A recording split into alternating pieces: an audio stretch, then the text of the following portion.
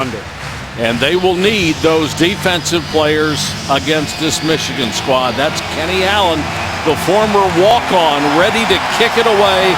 And Paul Harris, a 1,000-yard rusher a year ago as a tailback, is deep to receive.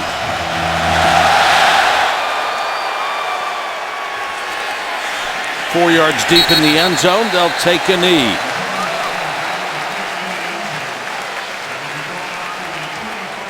Ikaika Woolsey, the senior 6'1", 215 from Rodeo, California, 4-16 as a starter. Last week against Cal, had a pretty good ball game, threw for 234 yards, a touchdown, and one pick. He needs to be more accurate. For his career, he is a shade under 50%. You mentioned all the turnover in coaching. They just let go of Norm Chow. Nick Rolovich has Brian Smith as his offensive coordinator, and for Woolsey, this is his 7th offensive coordinator in his 5 years at Hawaii. He's got a very good head coach in Rolovich, very much like Harbaugh, hands-on with the quarterback, and they said he's gotten more efficient, especially in the run game, making the calls. This is the kid to watch. Number 22, Diasemi St. Just. The man who tackled him is the other guy to watch. Jabrill Peppers, the multi-talented, multi-positional defensive star. Guy who started as a defensive back here, can play wildcat quarterback, receiver on offense, but he's now playing linebacker. Remember, a new defensive coordinator this year, Don Brown, came over from Boston College, the #1 defense in the country last year, and Peppers, Brown says, has that elite ability at 200 pounds to play very well against big people. Michigan showing a 4-man front. Woolsey, beautifully covered by Clark. The pass was intended for Ammon Barker coming in as a wide receiver. But these Michigan defenders are going to be like glue early.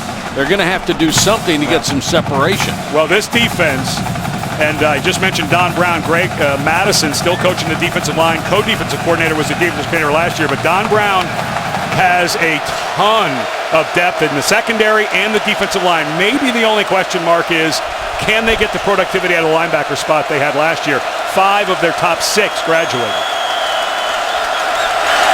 Blitz coming.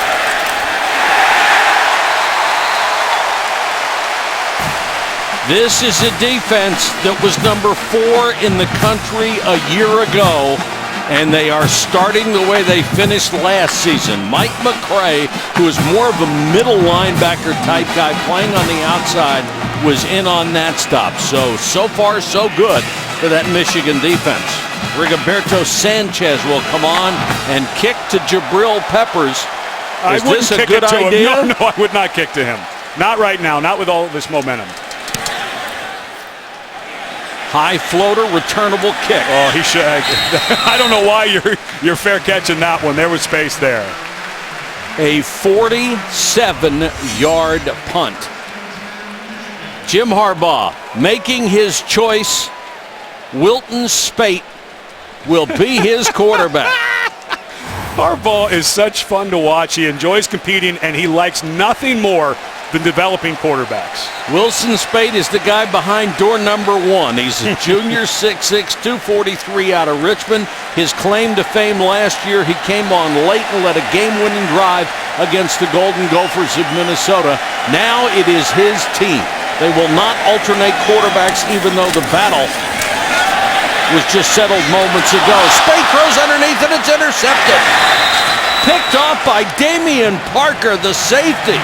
And this was a great read by Parker. Not much of a play fake. They were going with a run action pass and looking for Jake Butt, the All-American tight end, and Spate just let this ball float. He waited. This is one of those timing things. You haven't played against this defense, and remember, Hawaii has a game under their belt. So these guys are 1 game ahead of Michigan. A terrific read and just a slow. Spate needs to throw that ball sooner. Butt was open right when he came out of his break. He let him go 6 or 7 steps, and it was a terrific pickup by the safety Packer. So Hawaii in Michigan territory for the first time at the 38-yard line.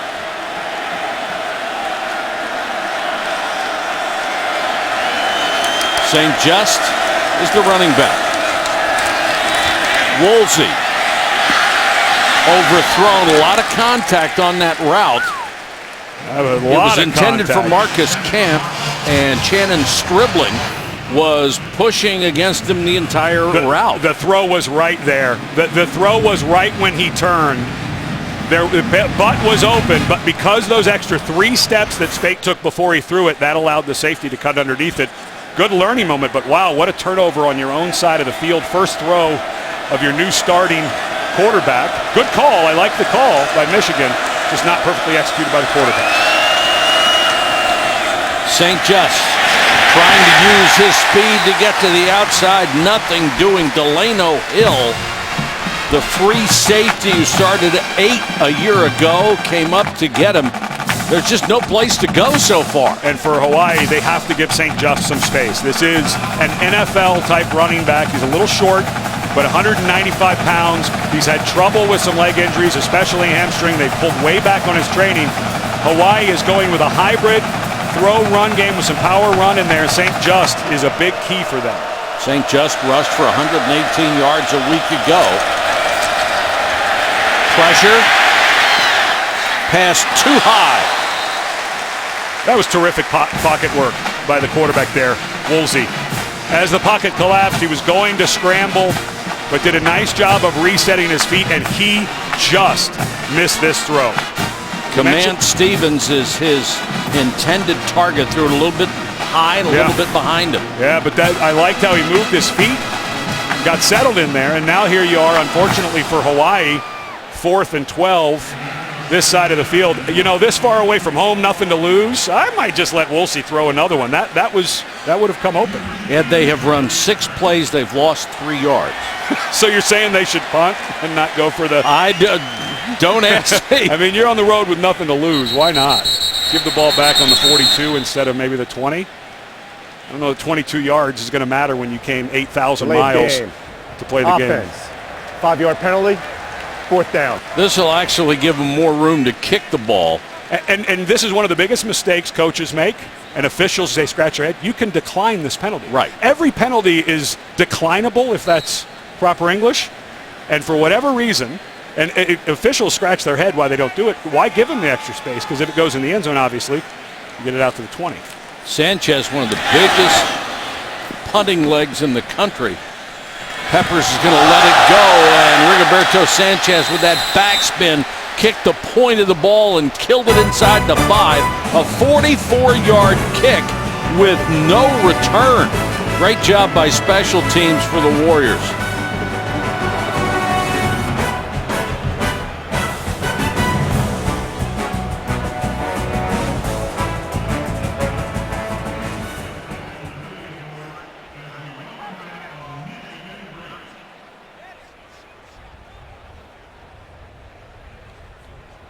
Welcome back to the University of Michigan on just a perfect September afternoon. And there is the best ever, Michael Jordan, the honorary captain for Michigan today, as they are wearing Nike and Jordan brand apparel for the next several years and got a ton of money to do it. Oh, I thought it was because he played basketball at Michigan. Wasn't he part of the Fab Five? No, he wasn't. Oh, okay. He was the Fab One all by himself. Yeah. So a guy flying through the air with a basketball now represents Michigan football. That's correct. There you go. I got it. Ding, ding, ding. It's all connected. Davion Smith is the deep man in this formation behind Wilton Spate, who is Jim Harbaugh's choice to be the quarterback, and Smith bottled up Jeremiah Pritchard, and Jelani Tavai, who was the leading tackler a week ago, had a dozen against Cal, fought their way through and made that stop. And this is Kevin Lempa in his second tour as a defense coordinator at Hawaii. Had great success 2000-2002, and for the last 3 years coached with Don Brown across the field as the new defense coordinator at Michigan. As the secondary coach in Boston College, of course, BC was the #1 defense in the country, and so Nick Rolovich, who was the quarterback at Hawaii when Lempa was the defensive coordinator, brought the old coordinator back. Spate throws a slant, has a first down out to the 20-yard line. J.U. Chesson makes the catch. There are 3 receivers on this ball club who had 50-plus catches, 500-plus yards. First time it had ever been done at Michigan. They're all back. Nice, accurate throw by Spate. I will say, though, he is still a shade late. That slant, and this is nitpicky stuff, but as they get against better competition late in the season, that ball's got to get there one step earlier out of the break. A corner that's harder on that is going to blow that up. End around, Chesson using that speed across the 35. Tripped up by Jamal Mayo's a little slow to get up. A lot of misdirection. They have talked about using, we talked to Tim Drevno, the offensive coordinator and offensive line coach this week for Michigan. He said we're going to use a little more deception. We have a guy, Chesson, who is clearly the fastest guy on our team. He's challenged everyone on a team to a race, and no one will race him anymore. So they're going to start getting these guys involved, and Chesson back from a serious knee injury he had in the Citrus Bowl. Good to see him full speed. Smith runs into a wall and pushed back. Going back to those passes, Ed, he looks like he's trying to make sure the receiver is open before he makes the throw. And that's the hardest thing if you haven't had a ton of game action. Every quarterback, and that's the thing Jim Harbaugh felt like coming into this season, they were farther ahead with timing and accuracy than they were last year when Jake Rudock just got to campus in a transfer from Iowa. But you can see Spade is just one or two steps slow. This pass is in between two receivers and incomplete. Our first chance to check in with the studio. Here's Adnan Virk. Adnan.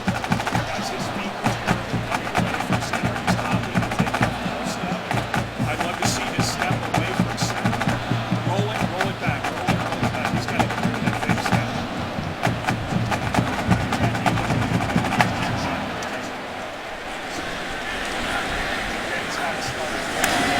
Adnan, thanks very much. Spate. Flanker screen, Darboh got blockers in front. Finally chased down at the 30-yard line. Trayvon Henderson, the safety, makes the tackle, but it's a gain of 31 on a nice block by the left tackle Grant Newsome out in front. Newsome was a tight end last year, and the coaches have said he is a real ascending player. What great athleticism, and blocked two guys. Luckily, the guy from Hawaii rolled up on didn't get hurt, but Newsome is a guy who, the big question here at Michigan, who was going to be the quarterback, they didn't know who was going to start at left tackle until a couple of days ago, but Newsome is a guy they feel like, after transition from tight end, can really get it done. Ty Isaac is the new tailback. He's the big back in this stable, 230 pounds. And this is a team that will pound the ball given the opportunity. And this is a very good offensive line. Mason Cole, we just mentioned Grant Newsome at left tackle. Mason Cole, 52 there in the middle, is now the starting center. Cole was the first player in the history of this program to start as a true freshman on the offensive line. 2014, he was a starter at left tackle starter last year, now moved into center, which is probably a more natural position for him to transition to the professional level, and that's why Newsome goes to left tackle. Spade on a post inside the 10-yard line, complete to Chesson.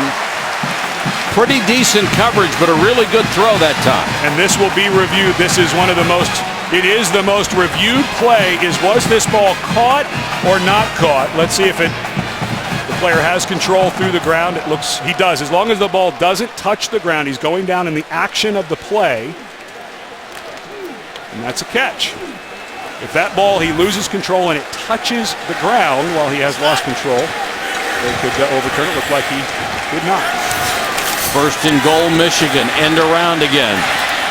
J.U. Chesson dragged down at the 13-yard line. What a play by Jeremiah Pritchard. The 6', 210-pound freshman was not fooled. Pritchard, who read this perfectly, fights through the stiff arm. Now he has the collar and makes the tackle. However, it's only a horse collar if you pull them down immediately after grabbing the shirt. You're allowed to grab inside the collar as long as you don't yank the player down immediately. Pritchard had a hold of it. Lempe's got to be happy about his freshman staying home on that reverse, but that's why that's not a penalty. This will be the 11th play of this drive for the end zone. Caught by Grant Perry, the slot receiver for a touchdown.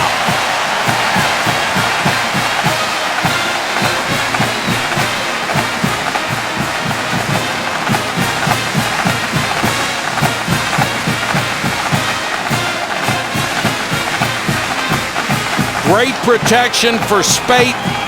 He took advantage of it. If Michigan can run routes that take that long to develop, it's going to be a hard day for Hawaii. And Spate looked like he's getting a little more comfortable, getting a little lather. That ball was thrown terrifically to Perry. Kenny Allen for the point after. And that touchdown throw caps a 98-yard drive that took 5 minutes off the clock, and the best throw of the year for Wilton Spate.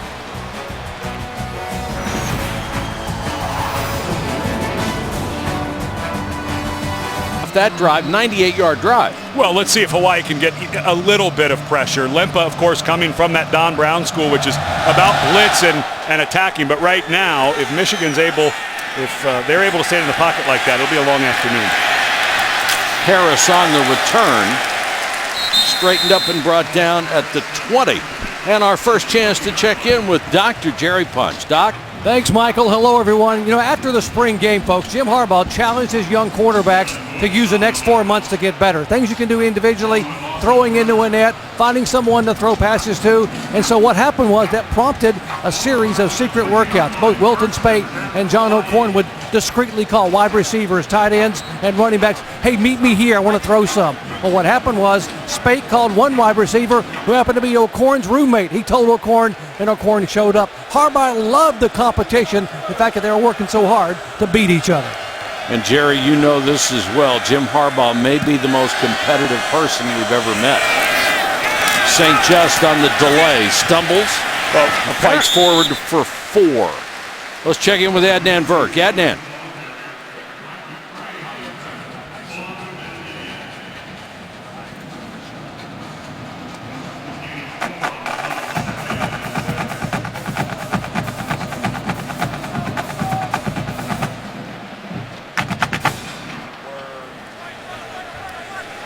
Adnan, thanks very much. Michigan State having a little bit of a struggle last night against Furman. Had to make the Wolverine fans happy. Of course, that game against Michigan State not till later in the season for the Wolverines. But Woolsey wants to throw very dangerous pass. Just caught in front of the closing Channing Stribling. Dylan Colley, who is the slot receiver. That ball took a long time to get there, and Stribling almost had a pick. Of course, Colley's brother Zach and Austin, both receivers at BYU, and of course Austin went on to play in the NFL. Colley, who really fell off at the end of last year when things went south for the team. He went south, had to work on his receiving, worked very hard in the offseason. That was a terrific catch. I don't know that you can have tighter coverage, and Colley showing that offseason work paid off.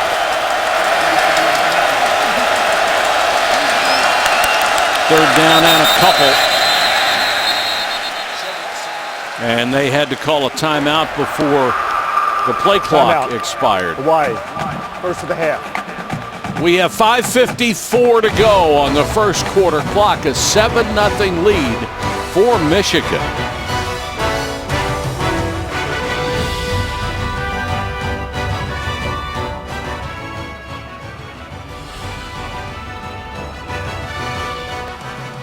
Facing a 3rd and 2, and I think psychologically this is big for them.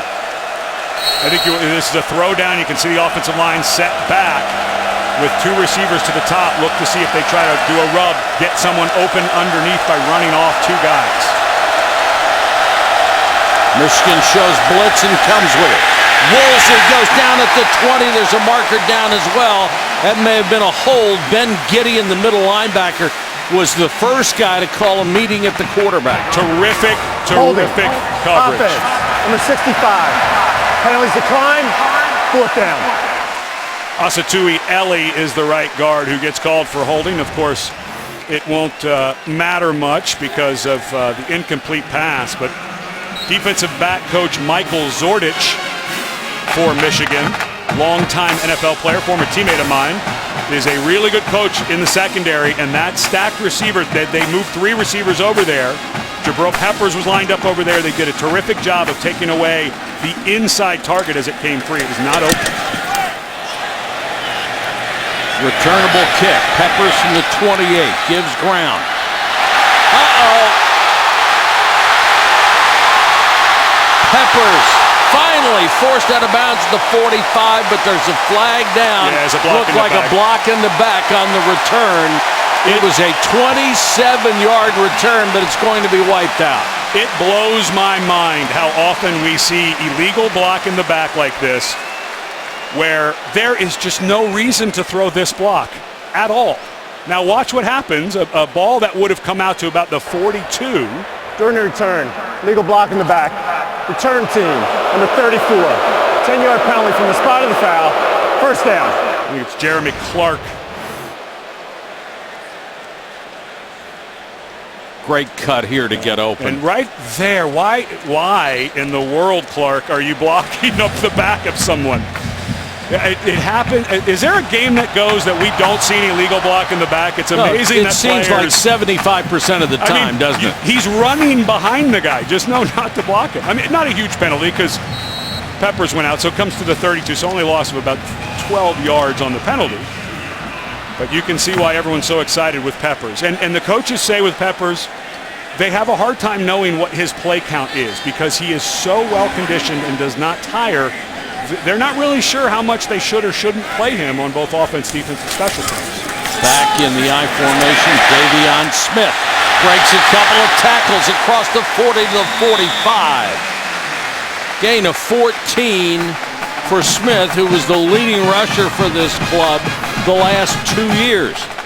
And Smith last year, when they were in that midseason run, was battling an ankle injury. I remember watching film of this guy who's a good power runner, has good read ability, good vision inside, but he was having a hard time cutting last year. About 3 or 4 games where he was about 70%. So must be nice for him just to have a fully healthy body again. Isaac on the toss. Down to about the 42-yard line. Henry Poggi, the fullback, was out in front through a really good block to get him extra yardage. You know, Mike, we were talking before the game about time of possession and how in some circles, if you're playing Oregon, time of possession doesn't matter. Meaningless. Right, but at places like Michigan and Alabama, time of possession in this new modern game is incredibly important. If you can put together an offense like this that has elements of spread and power run. Chesson out of the backfield catches the little swing inside the 40. Ultimately, what you'll do if you can control the line of scrimmage, especially on offense, you're going to have less reps for your defense. So you look at teams that play Oregon, and they may end up having to have their defense play 70, 80 snaps. The defense is going to break at some point, especially the big people. Well, at Michigan, Alabama, if you can force those spread teams to play less offense, you're going to play much better defense, especially in November and December when it matters the most. It keeps them fresh, if nothing else. And then if you've got a great defense, you can just play them crazy before that happens. And this could be a great Smith, a little bit of pain holding high up on his ribs there. Lots of depth at that position, but this is clearly the starter. The man who has replaced him has been called by Jim Harbaugh a shining star. His name is Chris Evans out of Indianapolis. He wears number 12. And of all the freshmen in this class, so much is expected of this guy. And that was a great run. A young guy with really good ability gets the ball between the tackles, and all he did was scooch up to his fullback, take his time, and it's an efficient run because it picks up the first down. But Jim Harbaugh said, this guy can run, he can catch, he can block. He came in fully ready to play. So as Davion Smith goes out, Jim Harbaugh, as you said, he was beaming about this young man. And when they talk about the freshman class here, they do it with a sense of absolute awe. And this is a kid who did not put up the crazy numbers you can see from big-time high school recruits. He only rushed for 1,100 yards as a high school senior, was regarded as a 3-star recruit, but they saw something, and they just love this freshman class. They have as many as 15 true freshmen. True freshmen meaning first year on campus. Of course, redshirt freshman meaning you sat out a year, so your second year, essentially a sophomore. But, of course, Jim Harbaugh, as good on the recruiting trail as anyone. You saw what he could do at Stanford, but now he's starting to creep up on the heels of Ohio State. And Harbaugh said every day that has gone by, these young men can make such drastic leaps in 1 or 2 days that they're up to 15 true freshmen that he thinks will not just compete, but be in the 2 deep and eventually starting on this squad this season. He thinks there's probably 6 or 7 that may be starting this season. 3rd down and 3. Isaac, the bigger back in there. Pass complete to Jake Butt, the All-American tight end. Dives for the cone touchdown.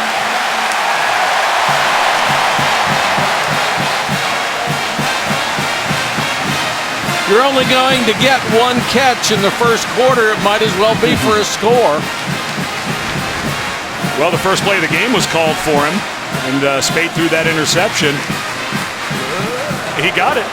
His foot was not out of bounds, and the pylon is both inbounds and out of bounds. How do you like that, Mike?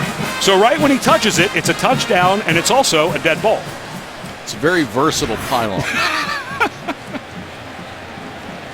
93rd career catch for Jake Butt.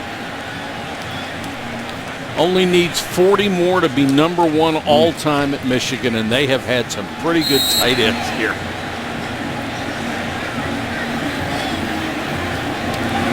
Allen for the point after. And Michigan adds to its lead.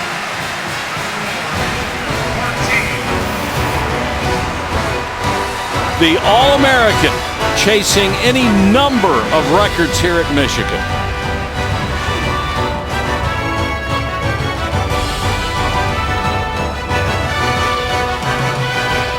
25,000 miles to start the season. And no, the kids do not get frequent flyer miles. Of course they don't. Why would they give them that benefit of taking that many hours out of their academic schedule? I mean, that would just be ludicrous, wouldn't it? And Michigan, so it's 24,000 miles for Hawaii 4 weeks in. Michigan will travel 10 times less than that over the entire course of the season. Of course, they'll travel more if they go to the Big Ten Championship, all the way to Indianapolis for that. So, yeah, a little difficult. And Nick Rolovich says it's the Magellan mindset. And he laughs and says, you know, this may not be the easiest job in college football, but I think it's the best. I do get to live in Hawaii out here. Pressure coming on Woolsey. Down he goes. Mike McCray, the first man there. And this defense is just overwhelming Hawaii's offensive unit. Just immediate pressure in the middle from Ryan Glasgow. Quarterback has to bail out right into the arms of Mike McCray. McCray, one of the linebackers trying to replace 5 of 6 who graduated from that spot, and they said he had a terrific camp, and the senior's looking to have his best year. And that, when you win championships, guys like that have their best season. That's the end of the first quarter. They're on their feet at the Big House as Michigan has jumped out to a 14-0 lead against Hawaii.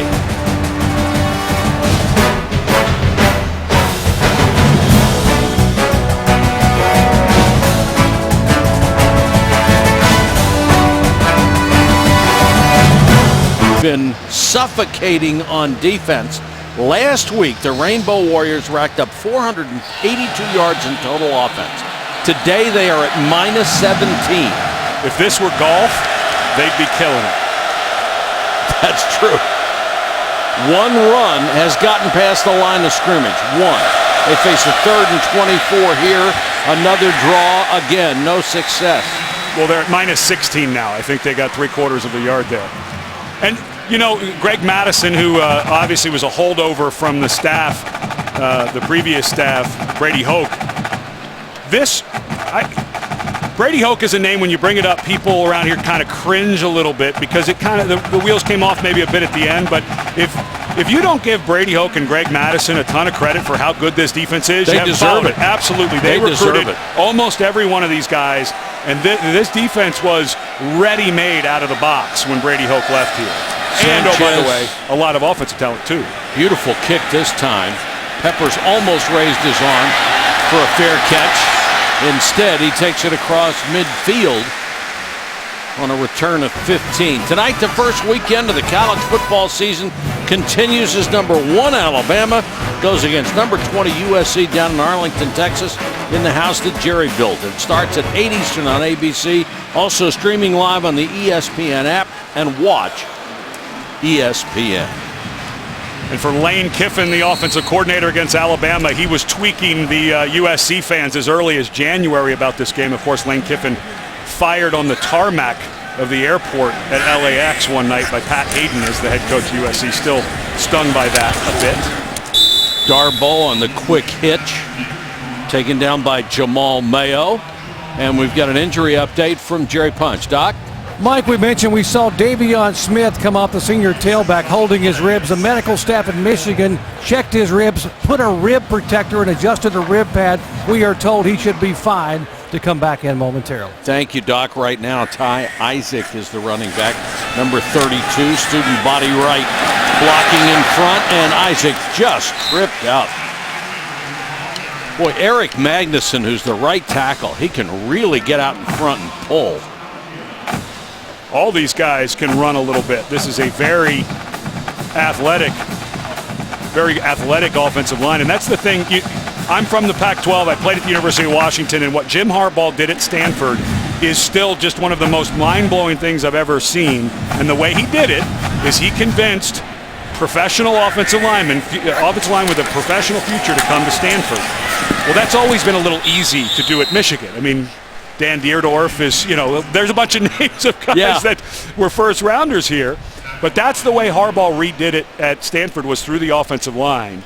And so now with some holdovers from the last staff and getting some guys, some of these young guys, Ben Bredesen, a young man they really like, this is going to continue to be the strength. And I think a lot of it is he's an ex-quarterback. Offensive linemen like quarterbacks. They like to hang around them. They like to be with them. And that's what Harbaugh can do in recruiting. And quarterbacks love offensive linemen. This is Chris Evans, the freshman, down to the 10, showing a burst, a gain of 22. Maybe that's why Harbaugh called him a shining star. Just correct you. Quarterbacks like good offensive linemen. Yes, that's very true. That's very true. This is really a nice job by Khalid Hill, guy who's been a tight end, now lining up as fullback. That's the second really nice block Hill has made on this drive. Evans, a nice little cut there, allowing his blocker to get him a little more room rather. Bredesen, good pull, got in the hole. And these are two freshmen, left guard Bredesen and the running back Evans. This is terrific running by a running back. To have that much patience, and of course Bredesen making, I believe the start would be the second true freshman to ever start a season opener for Michigan. But these are two true freshmen and that are in that class we're talking about that Harbaugh and his staff are so excited about. Michigan running the ball 98 yards. Wide open touchdown, perfect strike to Amara Darboh from Wilton Spate. Doesn't really matter which quarterback you've chosen. If they're that open, you can hit them.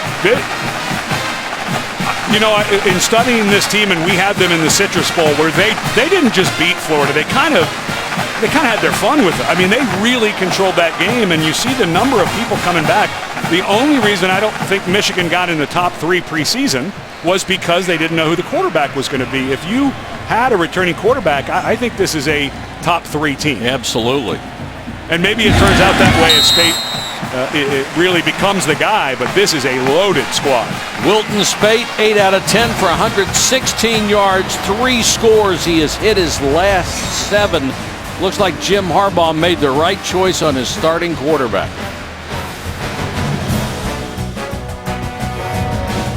As well as streaming live on the ESPN app and watch ESPN.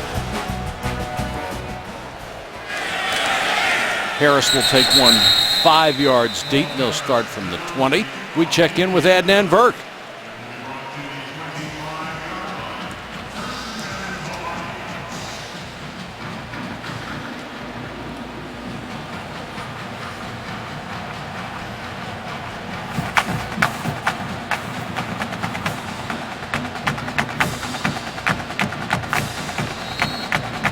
And then thanks very much. What did Ohio State lose? 16 starters? No, not no quite problem. That yeah, no, well, everyone who, and you saw we showed that recruiting thing, they were still a notch ahead of Michigan. It is a difficult place to recruit against.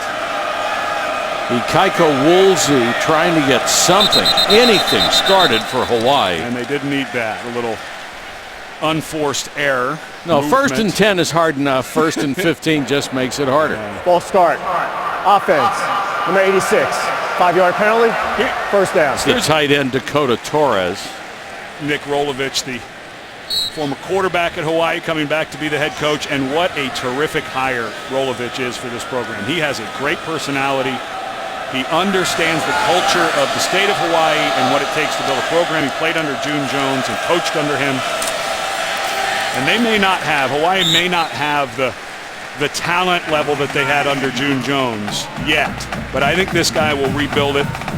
He went on to be the offensive coordinator after leaving Hawaii when June Jones left to be the offensive coordinator at Nevada under Chris Alt. So he learned a lot of the power run game, that pistol run game that Nevada was famous for. And now he's trying to run a little bit of a hybrid of that. The run and shoot, throwing the ball on the move like they did with June Jones, and also the power inside run game. And you can build an offensive line at Hawaii. There are plenty of guys that can play in and around that state and also in California where they recruit a lot. Last run was by St. Just. This one is picked off. And a touchdown, 28 yards for Delano Hill.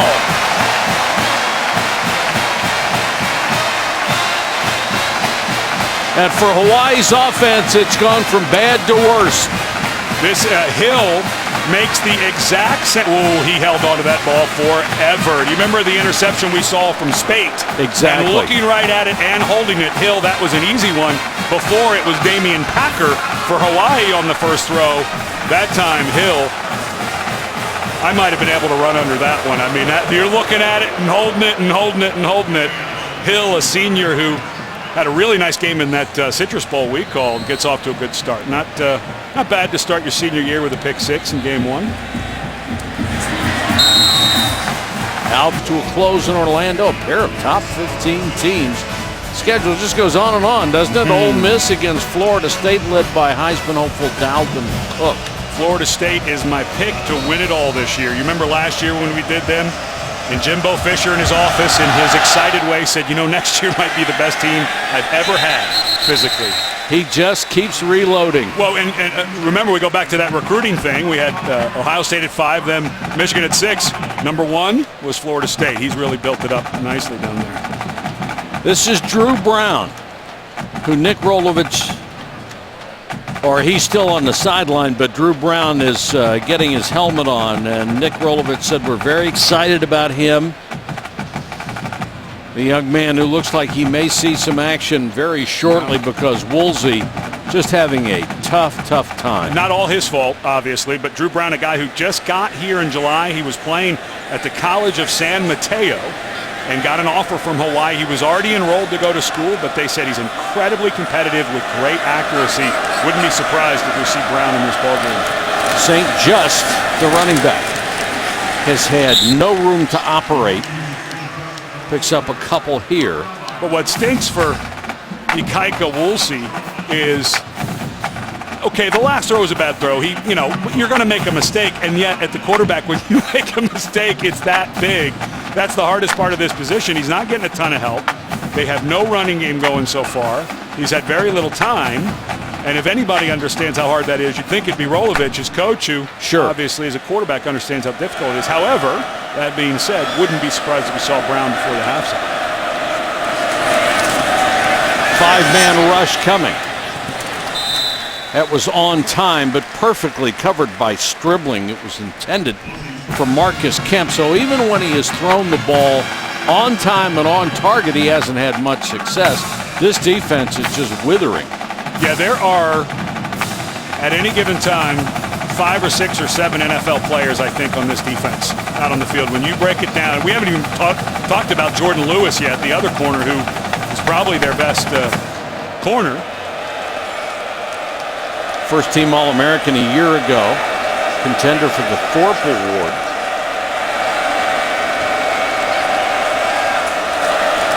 Late blitz coming off the corner. Woolsey trying to scramble and dives for the first down marker. They are going to mark him maybe a half a football short. I think you go for it here first if you're like, what the heck, you're down 28-0, but I'm not sure if this shouldn't be reviewed. It looked like Woolsey may have gotten the ball to the line of scrimmage, but I want to go back to Jordan Lewis because we keep seeing Jeremy Clark. We have not seen Jordan Lewis on the field yet, an All-American. No, knees down, he's short. That's a good spot. But we'll have Dr. Punch check into it, but we have not seen Jordan Lewis defensively in the first half. As I was going through my depth chart, I realized we hadn't called his name because he hasn't been on the field yet. And the punt team has not taken the field, but I think you got to go for it here. They're going to take a timeout and talk about it. You're down 28-0. Try to get 6 inches. What's the difference? And there's Jordan Lewis. He is dressed. Wonder if there might be a disciplinary issue in this first half.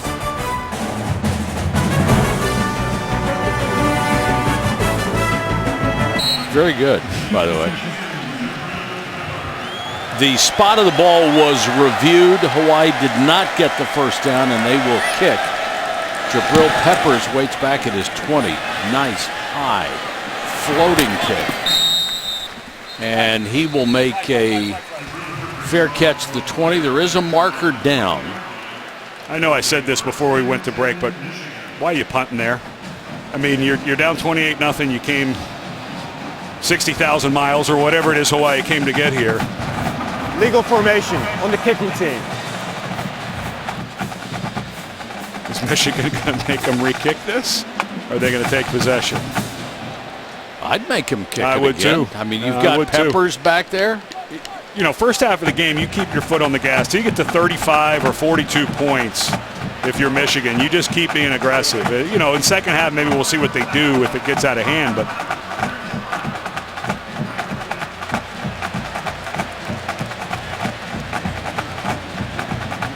now it'd be interesting if Nick Rolovich makes a decision now that he'd go for it. Well, if you're going to do it, I think you'd have to do it out of a punt formation with a fake. I'm not sure you're going to line up on offense, but let's see. So if they would have gone for it and been stuffed, they'd have the ball at Michigan would have the ball at their own, or excuse me, at Hawaii's 35. Right. So let's see what happens after Peppers gets a hold of this, where they end up with the ball. So should you go for it on fourth on your own territory or punt? Let's see what actual field position they gain. Well, not everybody has a Jabrill Peppers to factor into that equation. Hawaii has a Monty Salt, who's pretty good apparently. Sanchez, real good punter.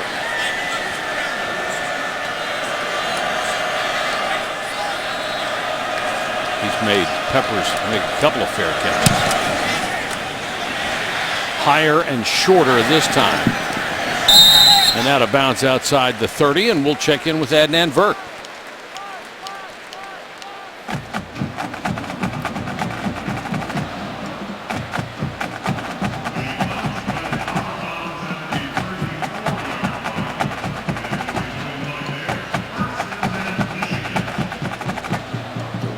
I'm not sure people thought that was going to happen.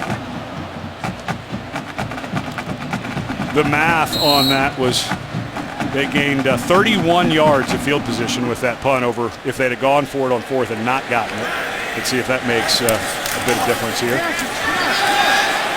Spate with time, deep post underthrown and almost intercepted.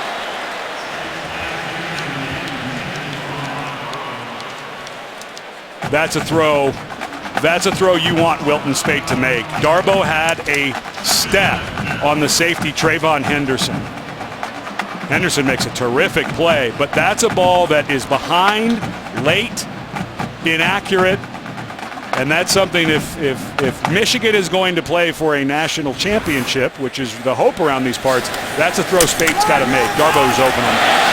Isaac, the 230-pound tailback, picks up 8 to the 42. And here's Jerry Punch. Doc? Well, Ed, you mentioned we had not seen Michigan All-American cornerback Jordan Lewis. And what I've been told is that Lewis is banged up, and the schedule was for him not to play today. They said he would be available if needed, but they wanted to rest him. He's banged up, and by design, he's not in the game, and he will not play unless needed. Thank you, Doc. And Michigan does not give, especially during the game, any type of information about injuries. So not sure what that is, but seems like a smart move for a guy of that caliber. If you're up 28-0 in the first half, no reason to be playing guys who you may need down the stretch. But that was not reported. If there was one thing Jim Harbaugh can do is keep a secret. Holy cow. I mean, pulling out who was going to be the quarterback. We had no idea Jordan Lewis was hurt. He knows how to zip it up. Isaac got the first down on that last carry on a 3rd and 2 play. Chris Evans checks back in. 3 tailbacks have played. And one of the many fullback tight end / H-back guys, Khalid Hill, catches one out of the backfield. Last year we saw Michigan have 5 tight ends, 5 or 6 that they thought were really good guys who they could play. If you count the fullbacks, they've got 10 now. Yeah, 8 or 10 at least. And when we were talking to Drevno, a Hawaii player is down over on Hawaii's sideline. It is Damian Packer, the young man who made the interception on the first offensive play from scrimmage for Michigan. But we were talking about the type of offense Jim Harbaugh wants to run, have a little bit of control. When you have big bodies like they do at that tight end H-back position, it gives you can overshift to an edge for your edge run. We've seen Hill line as a fullback. There's Drevno, the offensive coordinator and offensive line coach. They co-play calls down on the field. Of course, the pass game coordinator and quarterback coach Jed Fish is up in the booth giving them some thoughts on the pass game. But those big bodies give you a lot of things you can do, especially if they can run. Evans hitting the backfield, gets away. Nice run by Evans. Turned a 2 or 3 yard loss into a nice gain. Russell Williams had him in the backfield, couldn't hold him. And one of the first hires Jim Harbaugh made, I mentioned Jed Fish, the quarterback coach who also coaches wide receivers and is the pass game coordinator. Fish was an NFL, back and forth between NFL and college, and when Harbaugh said, I need a quarterback coach who just really makes them understand their job, and everyone in the profession said, you have to go find Jed Fish. His quarterbacks are always incredibly well prepared, and we saw that last year with Jake Rudock, how unbelievably well Rudock played by mid to end of the season. Fly sweep with Eddie McDoom, who has the best name in college football. Oh, and he's already getting the out of the crowd. Look out for McDoom. Yeah, Electronic Arts has a new video game coming out called McDoom. If he was a defensive player, that would be perfect. May bring a little doom on offense, though.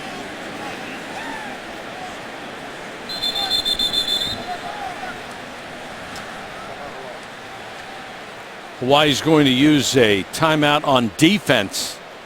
I think that's a pretty good call. These guys have to be worn to a frazzle by now. They've given up a lot of yards, a lot of points. They're down 28-0.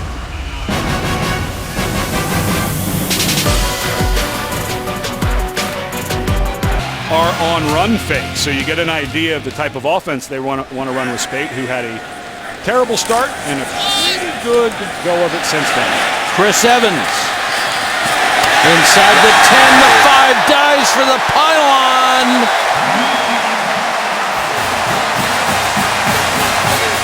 Touchdown. The trail official looked like he wanted to call him out of bounds, but did not.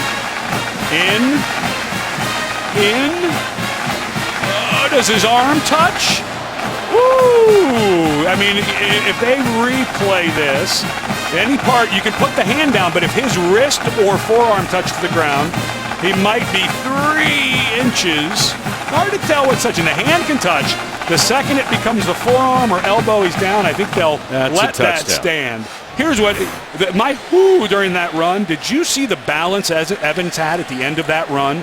He made a cut and an acceleration step to the pylon while the hole was closing. That was to have that feel for space. You start to hear and see why Jim Harbaugh on his call was almost breathless, saying how good this young man could be. That was a really nice finish of a run.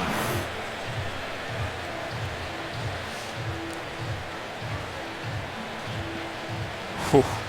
You know, it has to be indisputable video evidence, and I don't think it matters whether they're 3 inches shorter. I think that's got to stand. Not indisputable. Yeah. No, when for your point. Except here's the only thing is that left hand out of bounds. That and there on the right, top right, you see the referee Jerry McGinn this year in the Big Ten.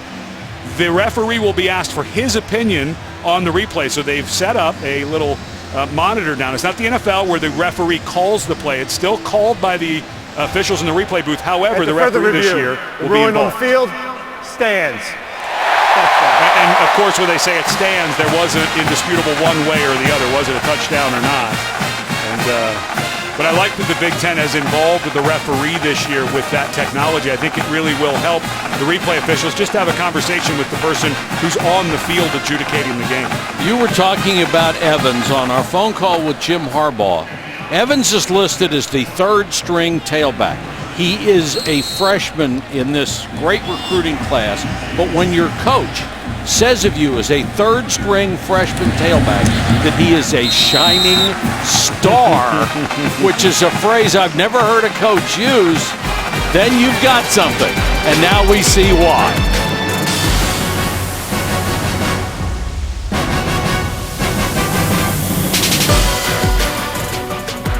See Alabama with that game against number 20 USC. Look at all the great games on this schedule. This is awesome. You know, the team that's missing off of there is Iowa. I think Iowa is a top 10 team this year. Michigan plays them during the regular season. Of course, Iowa's in the western part of the Big Ten division. Michigan's on the east, but I think Iowa's C.J. Beathard. I think they're a top 10 squad. The only team I think is missing in there. Check in with Adnan Virk.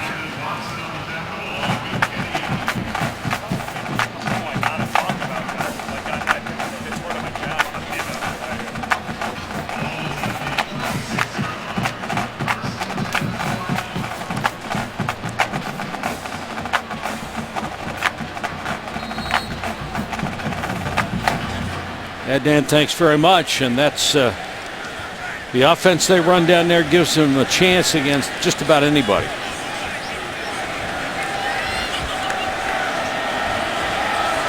Woolsey, empty backfield. Trying to spread that Michigan defense out a little bit. They go out in the flat, pick up a couple. And this where you might see Nick Rolovich's background in the run and shoot. Obviously not able to move the ball. They're negative in their run game right now on the day. So trying to get the ball out quickly, get Woolsey into a little bit of a rhythm maybe as a thrower, because putting the ball in the belly of your running back hasn't been very good to Hawaii. 5 wide receivers this time. 4-man rush. Woolsey throws to Colley underneath, complete again out to the 34. McCray, the linebacker, made the tackle, and more on Hawaii's coaching staff. Here's Jerry Punch. Hey, Mike, I spoke with Nick Rolovich before the game, and I asked him about Woolsey, about how quickly he would want to pull the quarterback. He said not very quickly. He said he's a momentum guy. He needs reps. We saw from the film a year ago. We've seen him practice. Yeah, he missed some passes against Cal in the opener, but he needs to get comfortable, and I want to leave him as long as I can. All right, Jerry, he has been under constant pressure. They show blitz again. St. Just on the draw play. And this guy doesn't need much room to operate. And a lot of times that right there is the quarterback's call. There is a lot of teams, in Hawaii is one of them, have the run-pass option. And that looked to me like Woolsey saw that the blitz was coming over to the right and called the run back to the left. And that's what Rolovich said. He did a nice job against Cal. And that's, we spend so much time talking about the accuracy of the quarterback and the throw. They are so important in the run game, just counting. Oh, we got too many guys over here, not enough over here, let's run it over there. And that looked like a good check by Woolsey. One of the reasons Rolovich was hired because of last year's numbers. They were just awful on offense. You've got your record-setting former quarterback, your record-setting former offensive coordinator, who better to bring in to fix the offense.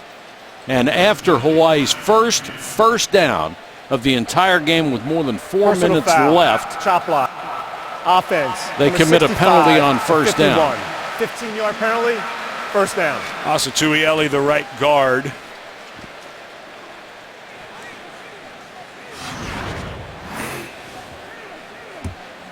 It's right there. Let's see if there is somebody high. Yeah, the left guard, Elijah Tupai, was coming to block. That was accidental. That was not meant to happen because of the release of the center on the pull.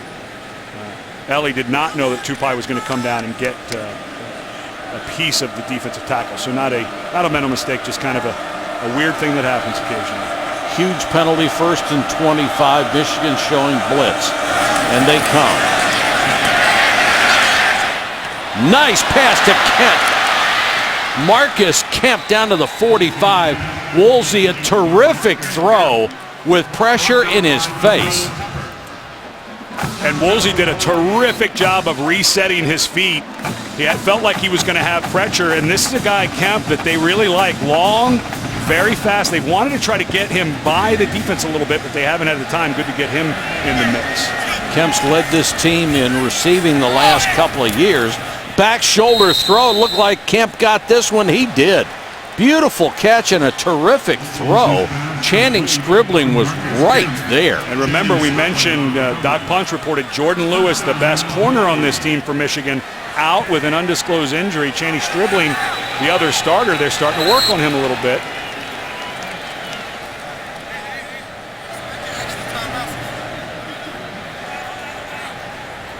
The officials discussing something at the Michigan sideline here. Jim Harbaugh asking for an explanation or trying to make a point.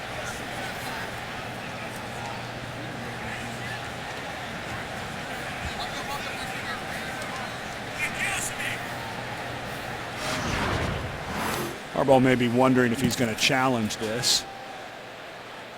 Yeah. Now this is Timeout. Michigan. First of the half.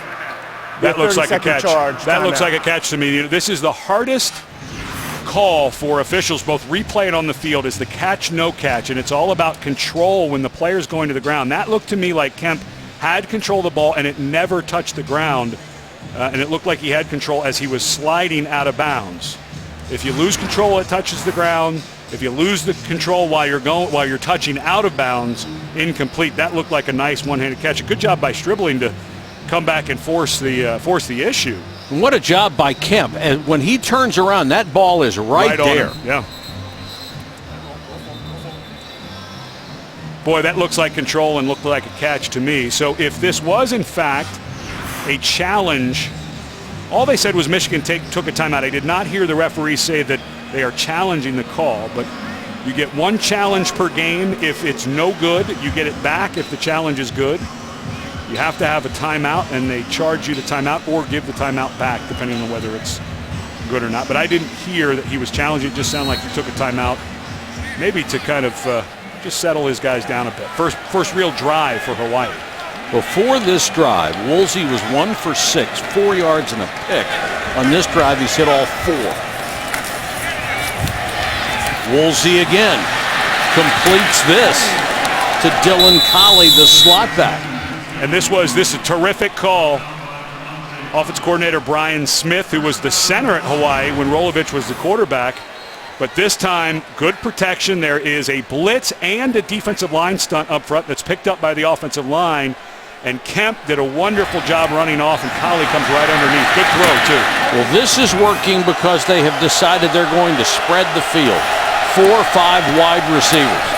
This is almost like back to the run and shoot days under June Jones. A good adjustment as another flag is down and a defensive player for Michigan. Hands in the face. Offense, number 74. 15-yard penalty, first down. R.J. Hollis, the right tackle, called with a foul against Taco Charlton, the defensive end. And I believe that is Charlton, who is down. There it is.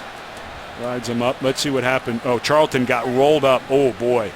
On the other side of the screen, Charlton was tied up with a tackle. And it looked like one of his own players went down on the back of his legs. And Charlton, a guy with There's so much depth up front, but this is a front-line defensive end.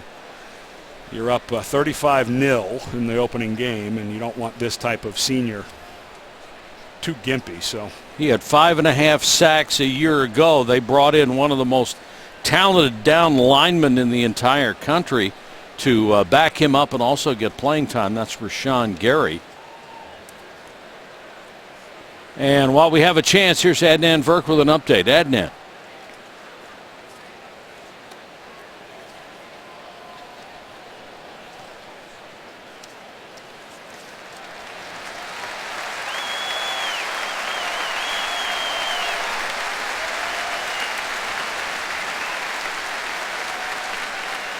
Minnesota desperate for a quarterback going into the regular season. Charlton up, able to get to the sideline. This has been the only time all day Hawaii has been able to move the football, and they're using it by spreading the field. Yeah, this just looks it looks like a different offense than we saw in the first quarter, doesn't it? Yeah. Totally. They were looking for power run. They know that they have a really good player in Diosemy St. Just, and they just weren't able to get St. Just off the schneid. He was getting stuffed and not much help.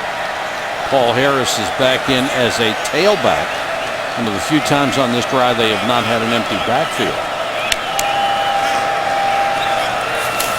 Blitz coming. They don't get there. The Kemp on the inside down to the 13-yard line. Marcus Kemp. I will give Hawaii's offensive line a ton of credit. They have had a rough go of it so far, but when they've changed this offense and gone to a passing offense, all Michigan is doing is moving defensive linemen and bringing linebackers, and this offensive line has been holding out. And Kola Amatungi, the center, Leo Kola Amatungi, is the guy who makes all those calls. This is only his second start at center in college. Harris trying to get to the outside, inside the 10, pushed out of bounds near the 3, and McCray may have injured his hand. The starting outside linebacker grabbed his hand after he pushed the ball carrier out of bounds. McCray seems to be in a little bit of pain. He is wearing, you always see that if there's a thing around the right bicep, sometimes there's a shoulder injury that sometimes is a brace to hold that in. Looks like he's wearing one on his right shoulder. First and goal. Snap rolls back to Woolsey, and fortunately for Hawaii, he was able to pounce on it. Well, but that's a loss of 5 yards on a bad snap. Yeah, I was just mentioning the center, Leo Koloa Matangi, and I've had that happen. Just hit your ankle? Well, no, you've got to pick that ball all off the ground and throw it. You've got to pick it up. Well, when you're going to run block, you tend to put a little weight on your hand, and this is only the second game for this young man. He was a starting guard last year. He had weight on that ball because it was a run play, and it just gets stuck in the ground. Kind of embarrassing, but it happens. They'll spot it at the 7. Woolsey under pressure, lost the ball. Got it back somehow. McCray, who looked like he hurt his hand on the play a couple plays before, came in to get the sack, and Woolsey coughed it up. Well, you see all these bodies. You have Jabrill Peppers lined up. This is a double stack blitz. So you have Peppers finding the hole, but the hole was already there for McCray. And Woolsey lucky to get a hold of this ball and stay alive. Here you've got a third down. I just don't see how you're kicking a field goal here for Hawaii, so I'm not sure you have to throw this one into the end zone. Maybe have an end zone throw, but something underneath so that you get a chance at 4th down. 2 sacks on the day for Mike McCray. With 19 seconds on the clock, they have to use a timeout.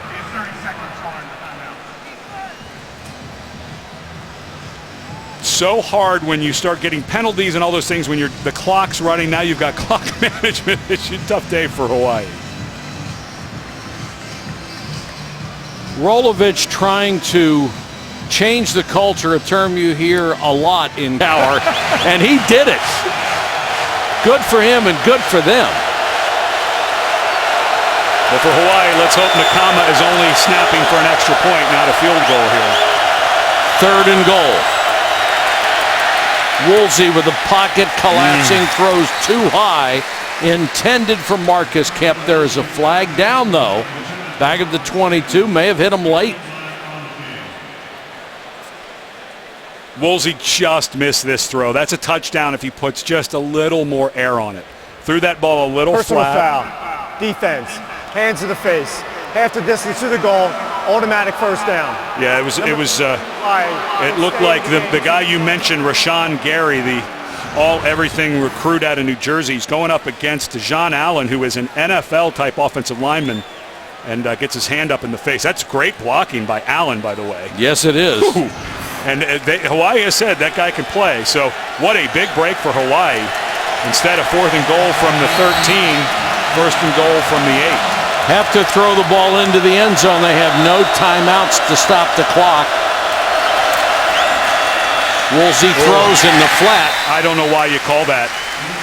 Even if the receiver catches that, Dylan Collie, he's not going to score. He gets tackled, and I don't think he goes out of bounds.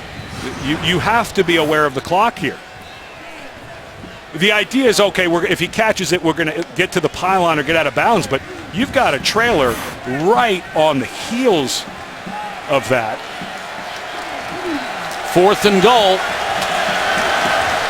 Excuse me, 2nd and goal after the automatic first down. Still working the clock. You've got plenty of time for 2, maybe 3 plays, but you got to do it quick and throw it in the end zone. Going to throw it away and stop the clock with 3 seconds left. It clicks again down to 2. Well, that's interesting. If you throw that ball earlier, you might have been able to get 2 snaps. Now you only get 1. And these are little things as they go along. Obviously, Hawaii is really scrambling this afternoon against what looks like not just a good Michigan team, but a little bit of a hungry Michigan team at the start of this season. And Sanchez will come on to try a field goal. Okay. It will be from 26 yards. And if you're asking why, I think they're going to say we want to score here at Michigan. Fair enough. I was asking why, Mike. Thanks for clarifying. Penalty. Intentional grounding. Offense. Loss of down in the last minute of the half with an illegal pass. We have a 10-second zap off. The half is over. Wow.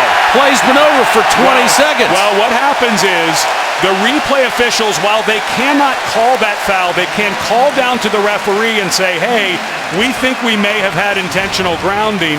They can't call this, but I agree. If you're not going to call this on the field, well, he was definitely not outside the tackle box, so you have to be able to throw it by.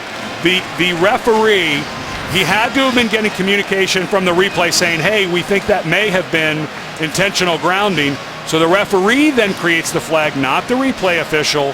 That's the mechanics. Where I went to, and Nick Rolovich is asking, how in the world does that happen? We went to the replay camp the Big Ten had this year, and they talk about there's a fluid communication between the referee and the booth, and that's why the referee flew the flag. And by the way, the right flag. So it was the right call. All right, just one more. Had some success, but because of a penalty and the 10-second runoff on offense, they didn't get a chance to kick that field goal on what was, I thought, an accurate grounding call. And then, of course, because the offense had the ball, they get the 10-second runoff, which was instituted a few years ago.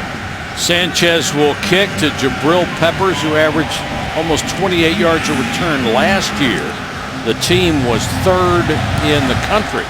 And a very wise move here, a high, short kick away from Peppers, taken by one of the upmen, Bobby Henderson. And we'll check in with Dr. Jerry Punch. Doc? Yeah, I spoke with Jim Harbaugh coming out of the locker room. He said he told his team, he said, we got to start the second half better than we did the first. I wasn't pleased at all with the pick on the opening play, but then he commented about, he talked to Milton Spake. He said he's settled down now. He's throwing the ball really, really well.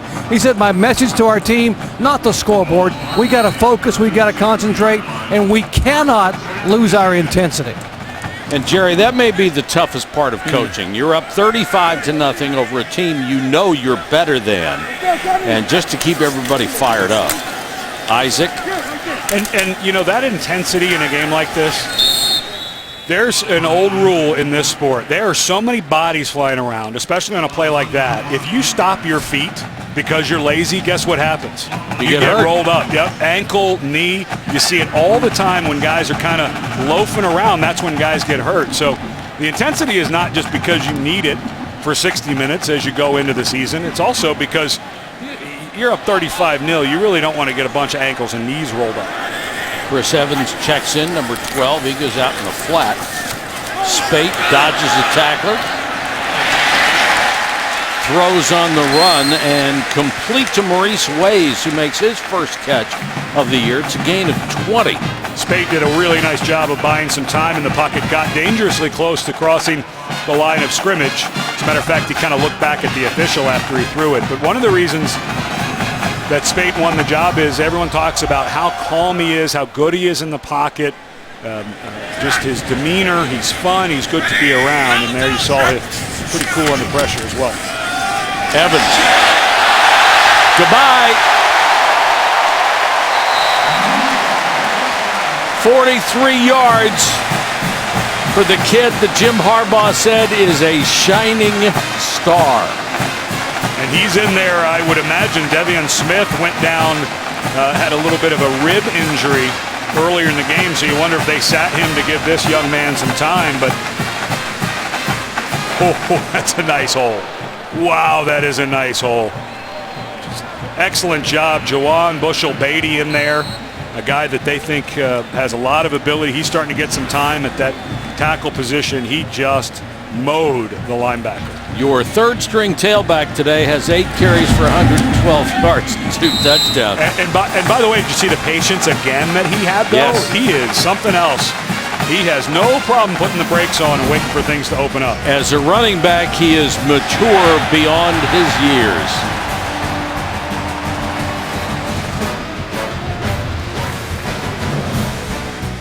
On the ESPN app and watch ESPN.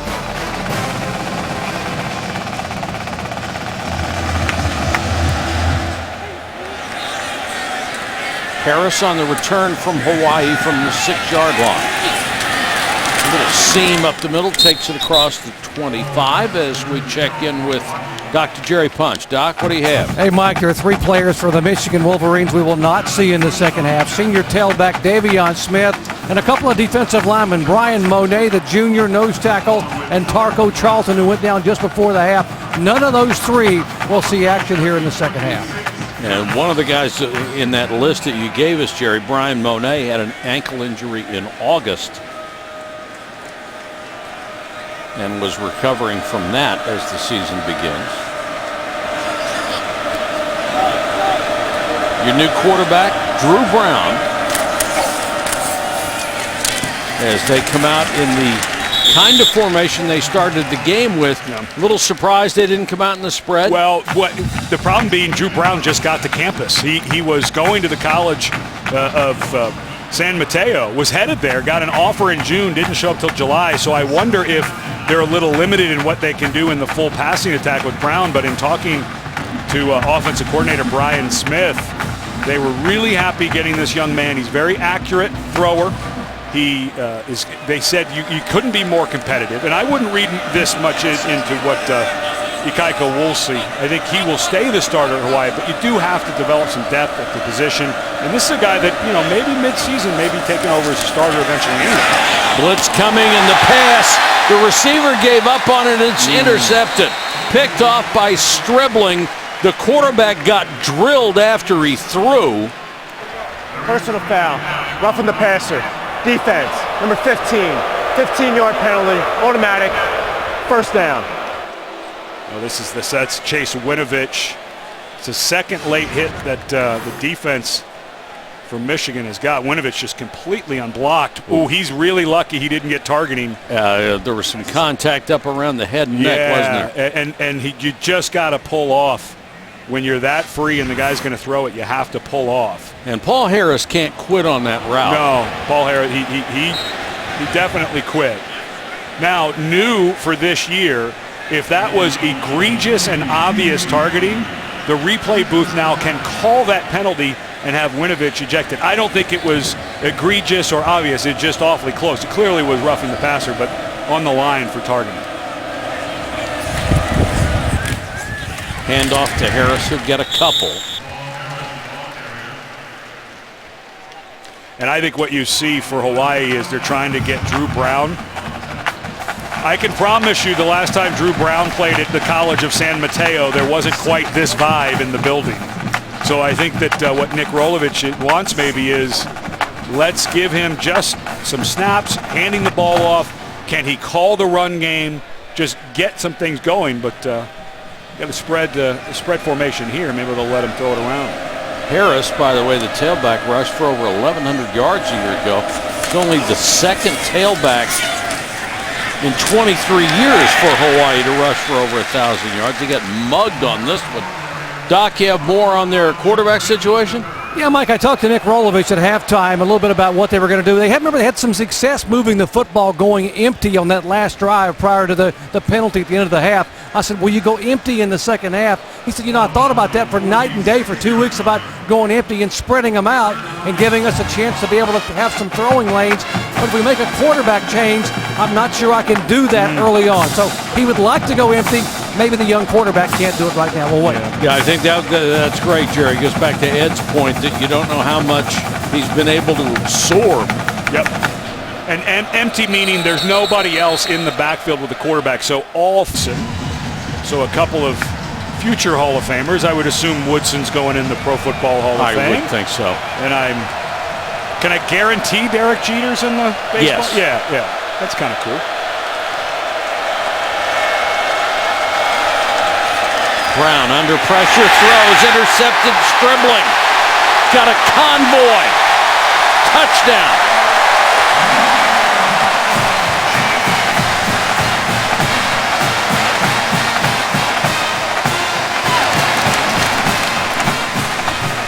When you have the kind of skill these defensive backs have, and you know you're going to get a pass run, you can be all over the receiver on short patterns, and you can guess every time. And you can see the assistant coach talking to Drew Brown about what he saw or didn't see. That's where a guy who hadn't really done anything with the team until August 1st, essentially, that's where that shows. He was thrown to a spot with no one there.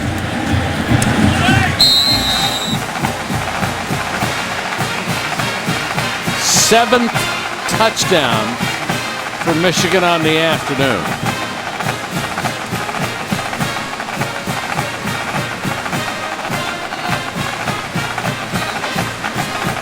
You've seen those summer vacation movies before? Well, Jim Harbaugh had one for the books. Some of the things he did this year. Ran into Jerry Springer at Disney World. Wonder if they had a fist fight. Had a number of football camps around the country, including one in Hawaii where he worked with the Hawaii staff as well. Took in a NASCAR race. Did a rap video. I know it's on Ed's playlist. And threw out the first pitch at Wrigley Field. Little high. I think he was trying to throw a breaking ball here. May have hung it. I will say, and of course Harbaugh is teased with the term Coach Khaki Pants. I will say that wearing the khaki pants with the tucked-in Chicago Cubs jersey may be an all-time classic look. Yeah. He put a little heat on that. But those satellite camps, of course, ruffled the feathers of everyone down in the SEC. A satellite camp is where coaches from a staff are invited somewhere to come work with young high school and young football prospects. And Harbaugh he took his entire staff to Hawaii, and they worked the entire day with Nick Rolovich's staff from the University of Hawaii at St. Louis High School, one of the most famous high schools in Hawaii that turns out a lot of football talent, including Marcus Mariota. And I love it. He likes to coach. He likes being around people who like the game. That's what he does for his spare time as much as anything else. People get upset when they're outsmarted. And I think that's where you put that one in that column. Here's Jerry Punch with more, Doc. Well, Mike, you think about it. Alabama won the regular season national championship, but there's no question Michigan won the offseason. Jim Harbaugh had the Wolverines in the news every day, if not every week. taking him to spring break in Bradenton, Florida, in spring practice, I should say. He visited 51 satellite camps. He told me that he talked to some 20,000 high school kids. And how about the fact that he climbed a tree? Yes, he climbed a tree in Los Angeles to get a freshman cornerback who's on this team. Now, a lot of people didn't like it, but when he came for signing day, the Derek Jeter you just saw, Tom Brady, and nature boy Ric Flair were in the house for Michigan signing day. So, yeah, he got a lot of pub during the offseason. And finds a way to do the job, doesn't he, Jerry?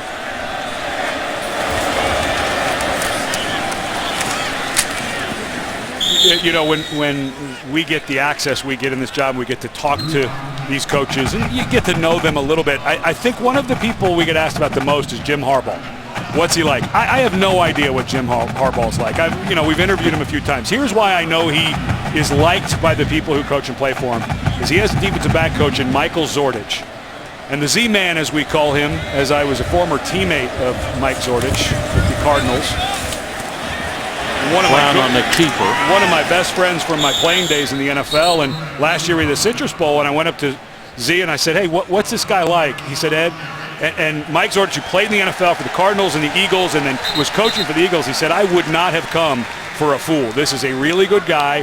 He makes it fun. He knows what he's doing. The kids love to play for him. He does all the hard work. He's the one climbing the trees and getting us. And Zordich said, all I have to do is show up and coach. I couldn't ask for a better job. And so this is a guy I know and trust. I've known him since my early 20s, and he loves Harbaugh and thinks he is perfect for this job and loves working for him. Straight up the middle goes Harris, trying to get the first down. It's very close. I said this last year. I think he loves the game of football as much as anybody I ever met. He just oozes for the opportunity to talk it, to play it, to coach it. And I told somebody this year, if you walked in a room and said, hey, let's go out and play tackle football in the street, he said, great, I'll kick off. He would be there. Absolutely. Well, there was some rumor whether he and Rolovich, two great college quarterbacks. Of course, Harbaugh went on to a good NFL career. Rolovich went on to play a little bit in the NFL, some NFL Europe and arena football. There was supposed to be a throwing competition between Rolovich and Harbaugh before the game today. But Rolovich apparently went over to ask Harbaugh to do it, and they didn't, because they worked together in that satellite camp. There's a couple of accuracy drills that Rolovich wanted to challenge Harbaugh to. And there was a recent list of best college players to now be head coaches, and Rolovich was behind Harbaugh, and I think it chapped him a little bit. Well, you got to remember, Harbaugh was third in the Heisman voting twice. Well, Rolovich had 19 records at Hawaii when he left. Helped turn the program around.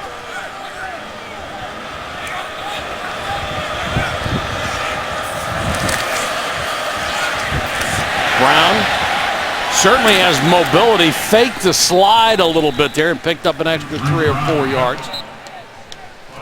And there's Harbaugh and Rolovich. I mentioned there was the high school that Marcus Mariota went to, so they had his Titans jersey, which Harbaugh signed.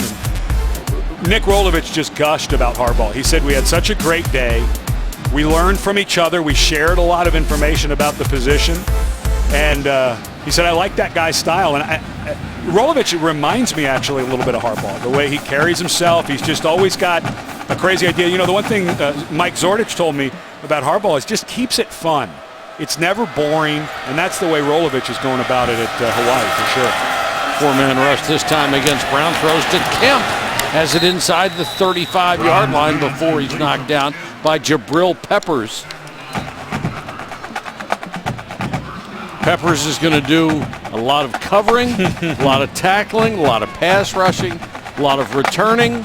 Also wants to play on offense, and they have indicated they will give him that opportunity. Question is, where do you put him? He can play just about every position on the field. Where he wants to line up.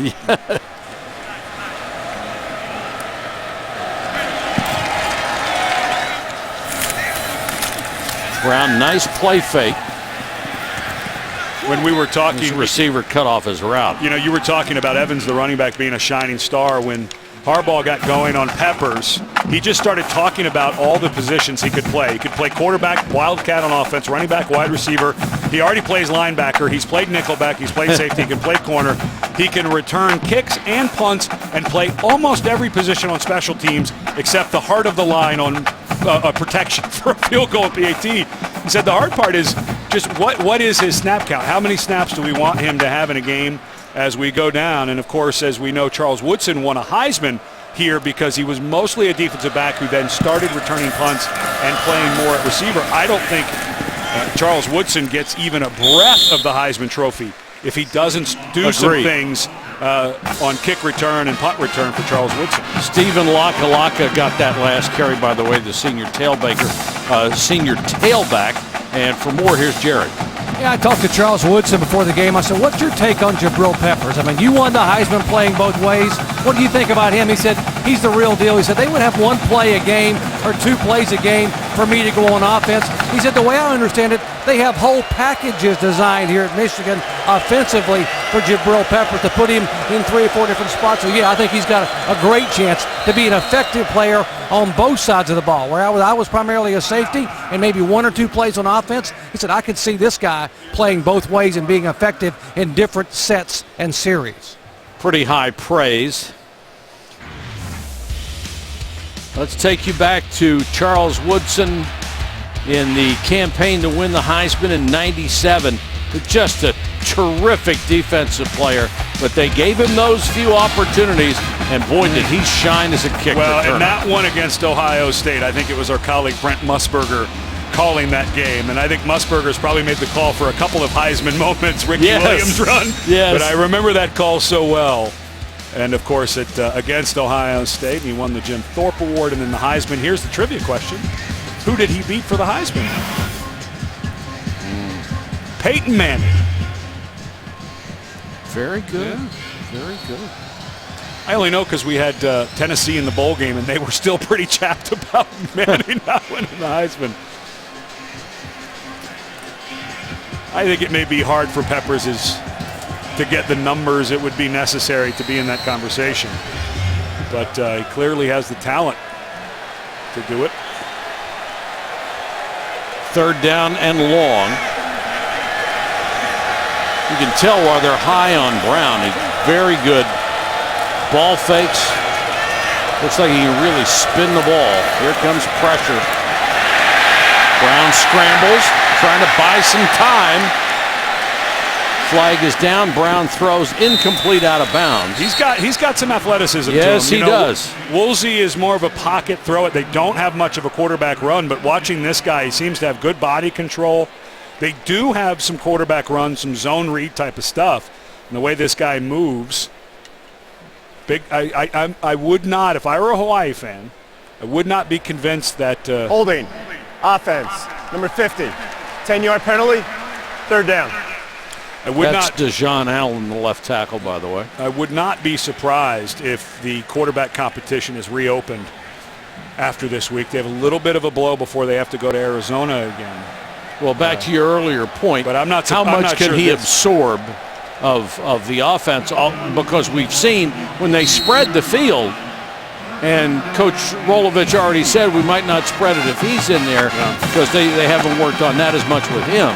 Well, it'd be amazing what 6 or 7 days of cramming and working, and it's all stuff he's probably done before, so he just has to learn the terminology and timing of the Hawaii system. But the other part with Woolsey, I just don't know that you have a quarterback run game, and from what we've seen, while they have a solid offensive line, Brown will keep it. Yeah, he's a heady guy. You could see, he knows how to hold the ball, so the defensive back has to respect it. This guy is showing something that I think, don't be surprised if this is your starting signal caller for the Rainbows before too long. I'm not sure you want a guy flying through the air against Michigan if he might be your starting quarterback. No, then you might be looking at the next guy in line. It will be 4th and a yard. Actually, a little more. They have to reach. What do you think about a throw to the end zone 24. Here? You don't want to get shut out. Try to get one here. You've got Kemp down low, the tall receiver to the right, and now they're going to have to use a timeout because there was no running back in the game. Steven Lakalaka late to come off the sideline. So we've got a timeout on the field, 5:34 to go, third quarter.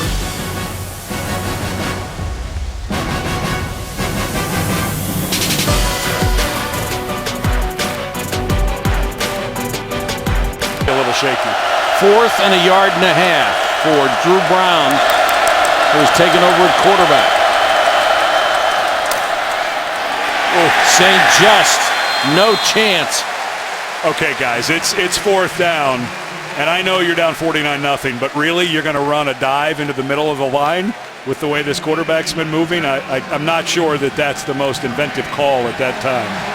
Check in with Adnan Verk.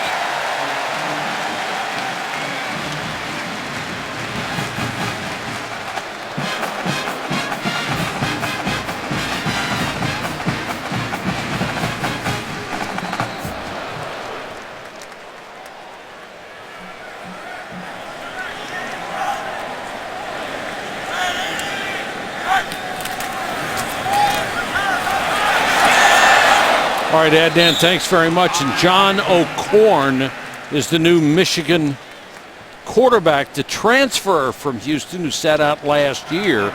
In 2013, he had a great season, the ACC Rookie of the Year, threw for over 3,000 yards and 26 touchdowns.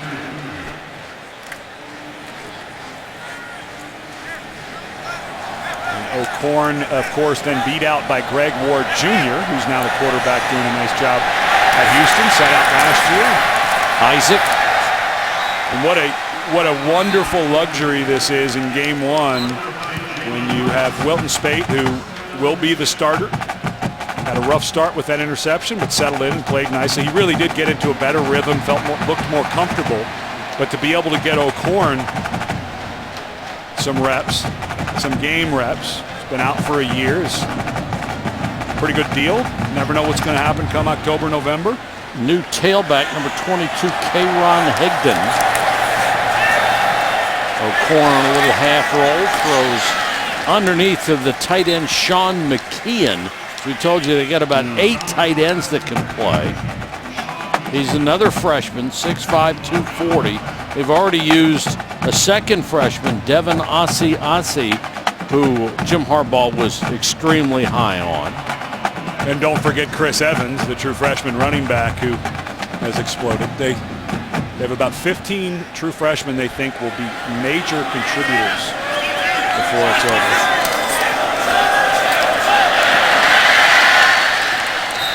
I wonder if they're going to call them the Fab 15. That'd be a good nickname. Yeah. Henry Poggi, the fullback, gets a cookie as they throw one out in the flat. Give me a biscuit. Absolutely. You've been blocking all day. Might as well go out there and catch one. Yeah. For folks who don't know the Fab 15 records, of course, Michigan had the Fab 5, one of the greatest recruiting classes in basketball history. And let's see if this turns into. You have to explain it. It doesn't work. Yeah. Well, we have a young audience, Mike. The Fab 5 was a long time ago. Generational change. Sweep by McDoom. And here comes the Doom.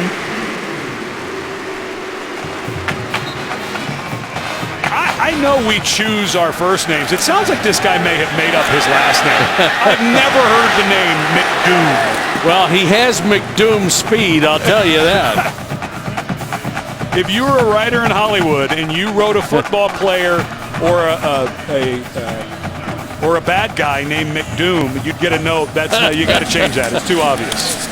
Isaac back in at tailback, runs over the first tackler, and then taken out of bounds at the 34-yard line. Lost his shoe.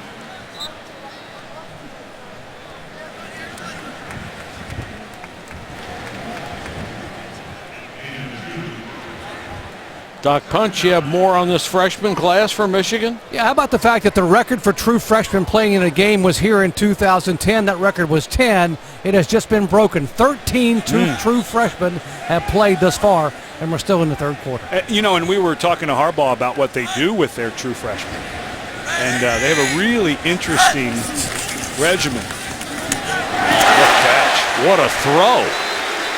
That was McDoom showing you not only can he run, he can catch. And O'Korn just threw a blistering shot to him. But what they do with freshmen, true freshmen, and McDoom being one of them, is they force them, if they can, to get here early and take classes during the summer. So their first experience in college is academic, and that usually pushes into camp. They do a split squad practice during camp where the pure freshmen, the first-year guys, don't work on the playbook. They only work on their complete fundamentals. There goes Higdon.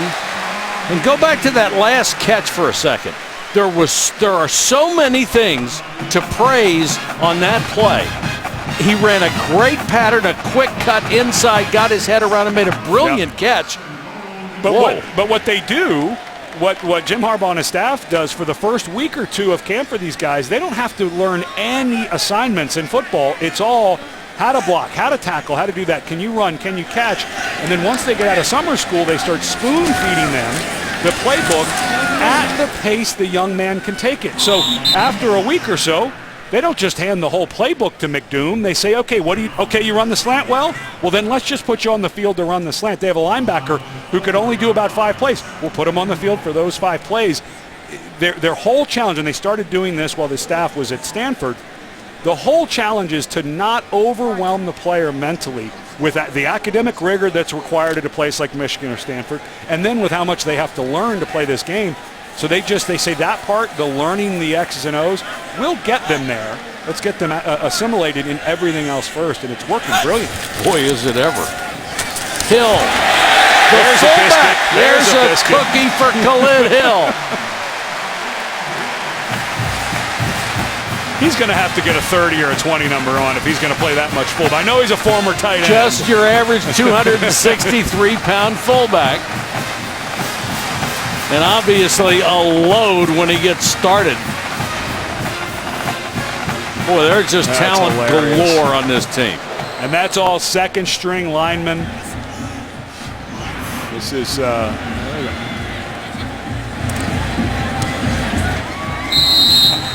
Okay, so Michigan has played Hawaii. Michigan has played Hawaii 3 times. Who has been the play-by-play? This is aren't big sellers. I love the fact that you didn't remember that 1986 was a long time ago, so I give you a pass. No, well, thank you. Do you remember who the quarterback was in Michigan? No. Jim Harbaugh. He would have been on your flip I'm lucky card. I remembered Pat McAnally was my color guy. Well, but that said it on the screen. You cheated. Well, that's true.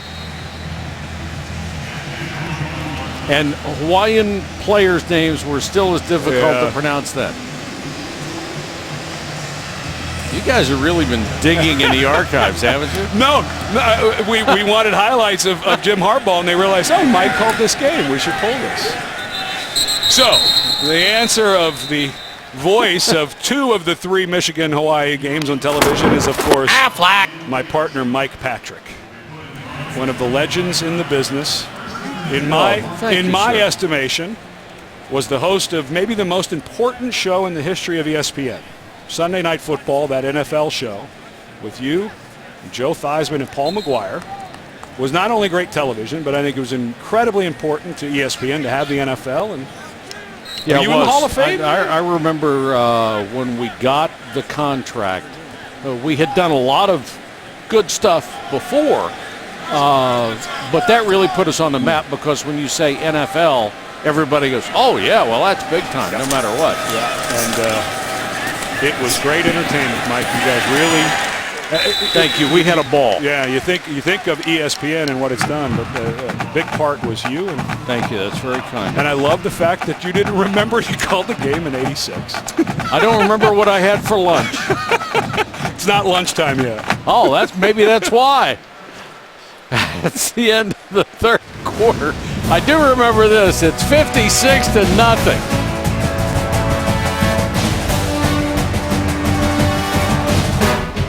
As we get ready to start the 4th quarter. They instituted that running clock rule yet? Nope. I'm talking about for years. There's no mercy rule in college football.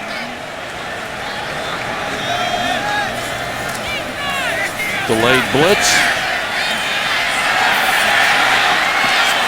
Brown's got some speed, got to block the sideline, which really saved him. Let's check in with Adnan Vert.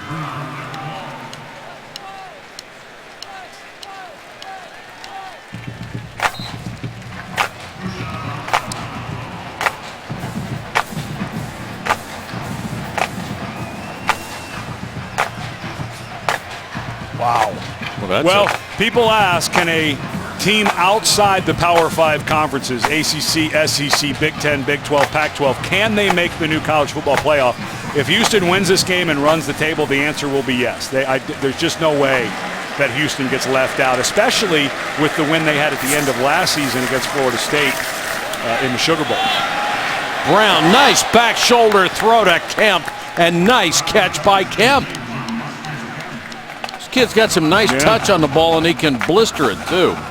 27 yards. And this is a guy, Kemp, who had a knee injury in 2015, so he's a little slow, long, good runner. Not bad coverage there. Remember, Jordan Lewis, well, we'd be down the roster anyway, but Jordan Lewis not able to go today with an undisclosed injury. So no, Brandon Watson had the coverage there. He was right on him. That's almost indefensible when they play it the right way. The so-called back shoulder throw, where you throw it behind the receiver, aiming at the trail shoulder, not the inside shoulder. Most quarterbacks will tell you if you can get that and get it consistently, that becomes one of your go-tos, especially on like a 3rd and 8, something that you need a little longer to develop. Michigan showing blitz. And everybody coming. They don't get there, and Colley had it knocked away at the last moment by Delano Hill. Terrific job by Hill. He was beat. There was a half a step. Colley had half a step, and Colley did his very best to hold Hill off. Colley stuck his right arm up, both guys using a little hand fighting, but Hill stuck with it. Of course, Hill had the interception returned for a touchdown, first of 2 for Michigan in the game. That was a nice job. Colley doing his very best to hold off Hill. Half a step underthrown, perhaps. Yeah. And wondering maybe why Delano Hill is still in the game. Maybe there's some guys hurt in the secondary. A little shocked that a senior would be in. Another blitz coming, and they stuff the running play.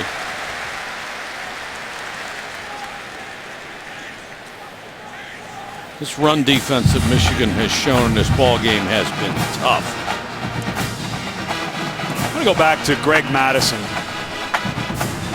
Think about a guy who's been through a lot. Madison was a defense coordinator, defensive line coach for Brady Hoke.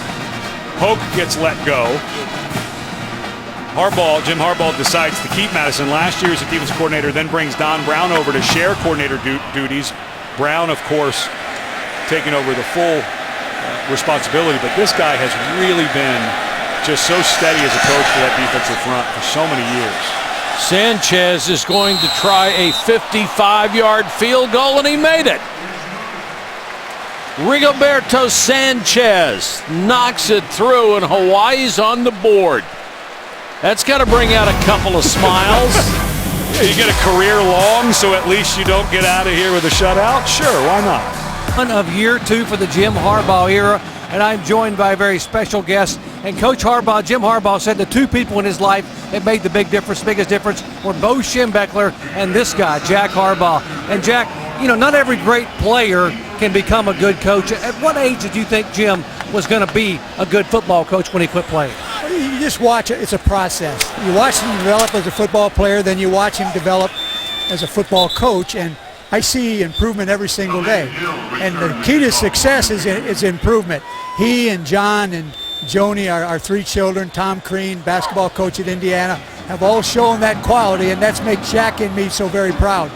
He says even though you've retired, you still coach every game. He said, I sit in the stands. My dad's always saying I did this right and this wrong. What kind of grade would you give Jim today? I'd give him a 99, and the only reason would be that I don't think there's very many hundreds out there in the world, simply not in my academic career, so I would give him a 99 today. Hey, congratulations on a great family, and thanks for taking time to join us. Just one thing, Riley Crean, my grandson back in Bloomington, Indiana, had some wisdom teeth pulled yesterday, and I just want to say hello to him. He's got to be feeling good watching the Wolverines play today. Thank you, Jack. Thank you.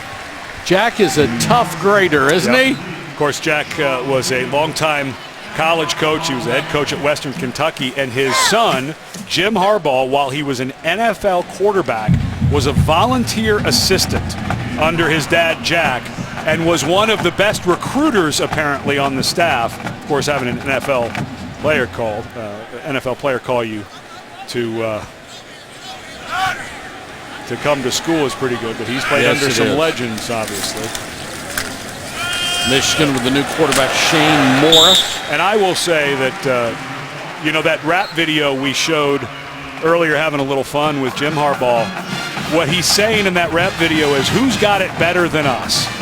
And I saw a profile of the Harbaugh family one time, and Jack Harbaugh, when he was a high school football coach, he would have his son Jim and his son John, who's now the head coach of the Baltimore Ravens. They would be driving around on Saturdays to go scout high school games, and his dad would yell, who's got it better than us? Because that's what those guys love to do, and they look at life as just a gift. It's something I do with my sons. We say who's got it better than us. I totally took it from the Harbaugh family, but here is who's got it better than us.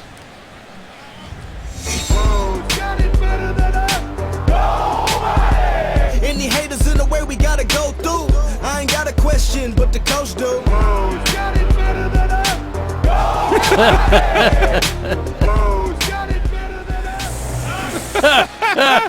So that's the Harbaugh family mantra that started way back in the day with two little boys sitting in the back of the car and their dad driving around to scout high school games and feeling like, what else in the world should we be doing? And that joy, that positive energy is what both he and John carry into the game. And I mentioned my relationship with Michael Zordich, his secondary coach.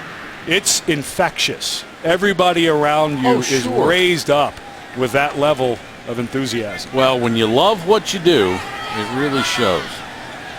By the way, his rapping was a little off rhythm, for what it's worth. Complete pass from Morris out in the flat, and we'll find out who 41 is. It's Michael Hirsch. Yeah, we're getting deep. We are going deep. I'll tell you, this is a good deal for your depth players. They go through training camp, get just as much body beating and mental, and of course Shane Morris now coming in, who redshirted last year. It's great for them to play, and the guys they came in for really, and you watch them on the sidelines, they love seeing these guys have a chance. Well, we saw a lot of frontline defenders still out there in the last one because there was a goose egg on the scoreboard, and I think there is a lot of pride in whether you get a shutout. Now that Hawaii has 3, I'd be really surprised if we see Jabrill Peppers back in the game. I was a little surprised they were still in, even though they were trying to keep that goose egg. And there is Jim Harbaugh's doppelganger, Wilton Spate. Got to look at a certain angle, but he really does look like his head coach. That square jaw. Complete inside the 20 for another first down. Kakoa Crawford makes the grab on a perfect throw from Shane Morris. And let's go to Adnan.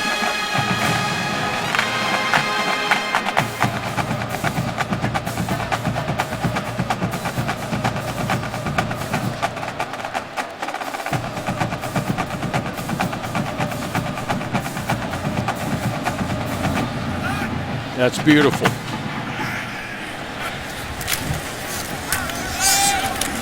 course, Pittsburgh's head coach is former Michigan State defensive coordinator Pat Narduzzi. And, Michigan fans probably pretty happy about the struggles against Furman last night for Michigan State, but I would not expect Mark D'Antonio's program to play that pedestrian all year. He's got a pretty solid defense, and there's always a couple of teams that get scared the first weekend. Yeah.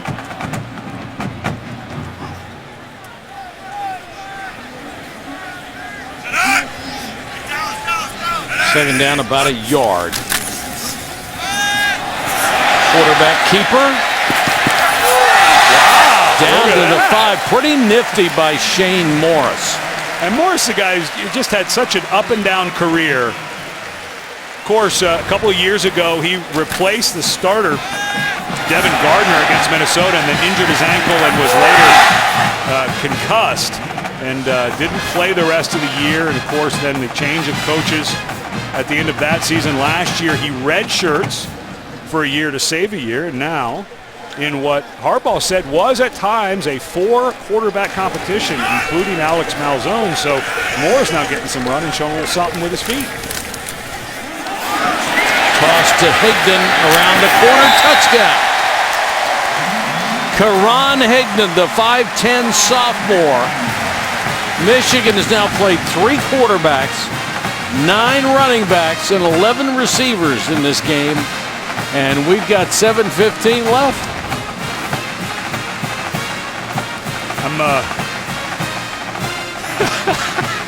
Jawan Bushell-Beatty, the pulling tackle, couldn't keep up. No, he couldn't.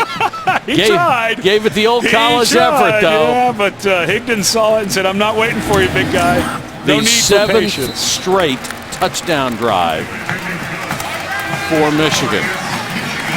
And they keep rolling it up. It's 63-3.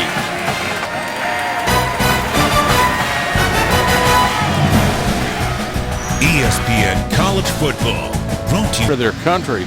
And with 2 young children, can you imagine losing both parents and No. then having to leave the country, come all the way to Iowa? Just Amara Darboh, who in September of last year, almost a year ago, I think it was September 15th of last year, became a U.S. citizen.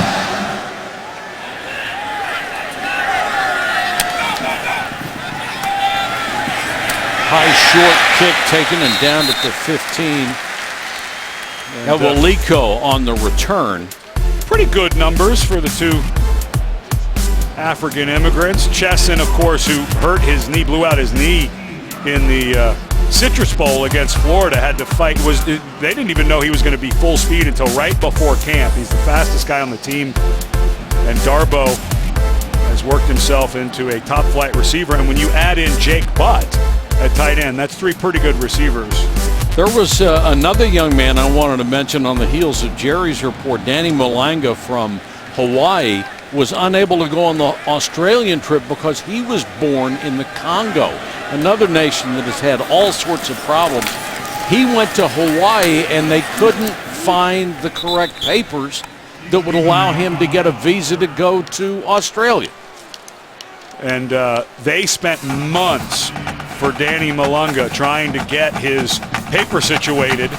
And the final holdup was it was an election year in the Congo, and so the government was not going to issue any passports until the government was settled who would be in power. Amazing.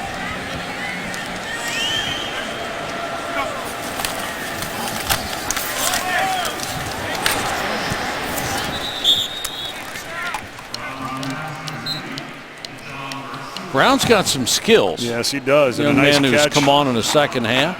Good catch by Ursua. That ball was fired in there. Yeah, from what I'm seeing from Drew Brown at quarterback, I would think that there will be a pretty healthy competition to see who starts next week.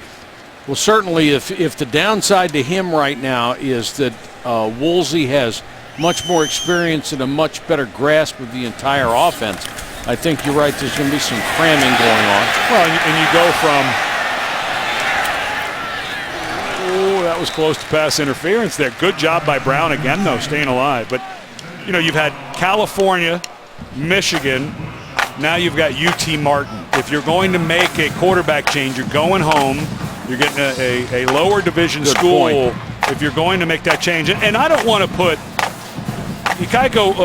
Woolsey did as much as he could. He didn't Absolutely. get a lot of help. And the offensive game plan that the coaches came up with was not working.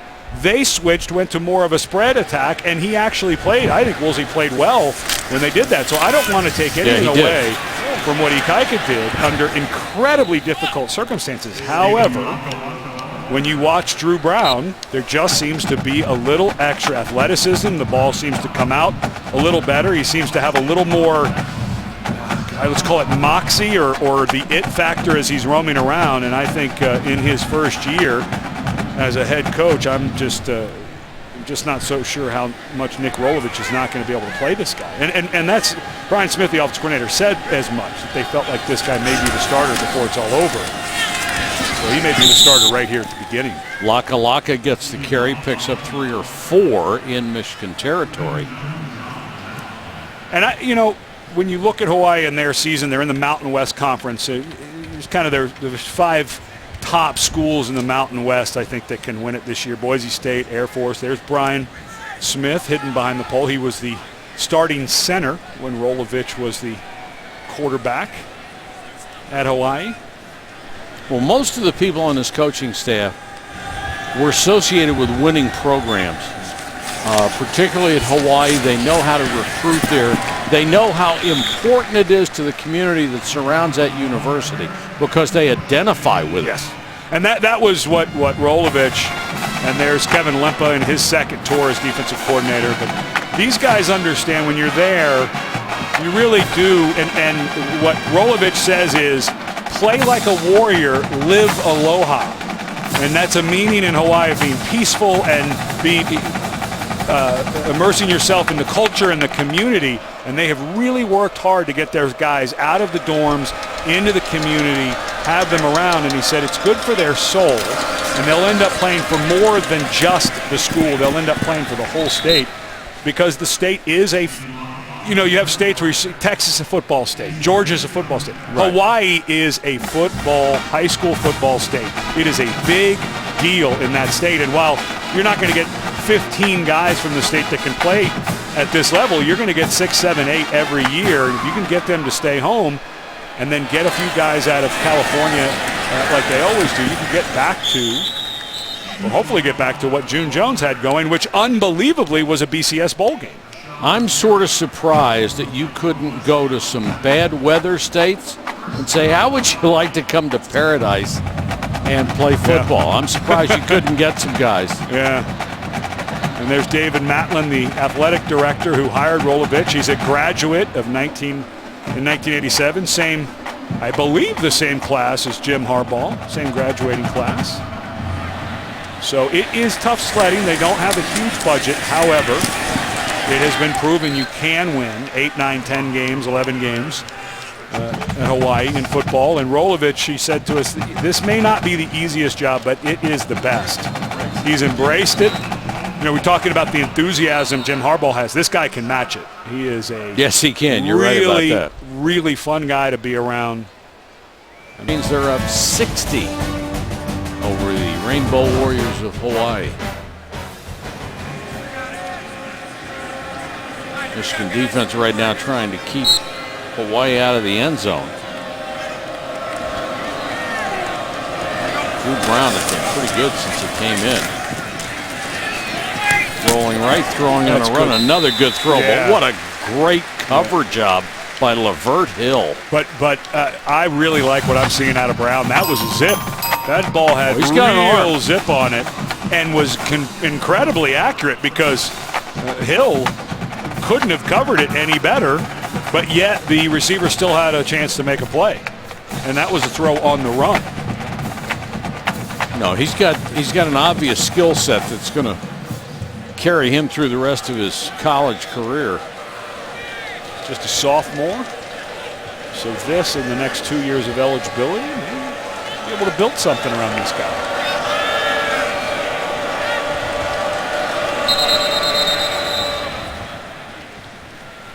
It's going to be a delay. Game. Offense. Number 19. 5-yard penalty. 3rd down. What's funny is they give that penalty just by kind of practice. They give it to the quarterback. In most offenses, including Hawaii, who's in charge of snapping the ball now? The center. The center, yeah. It's become, because of the silent snap count, it is the center's responsibility to snap it. So I wonder if they'll ever change that instead of just by rote calling the quarterback. Well, I think the first thing you ever told me, you ex-center, was that centers were the smartest guys on the team. They are, almost always. And I'm not making that up. A lot of it is because of the amount of communication. I mean, that's why they made the change in Hawaii. And I'm going to stick by it. Drive recap. Well, how about a couple of one-play drives for Michigan?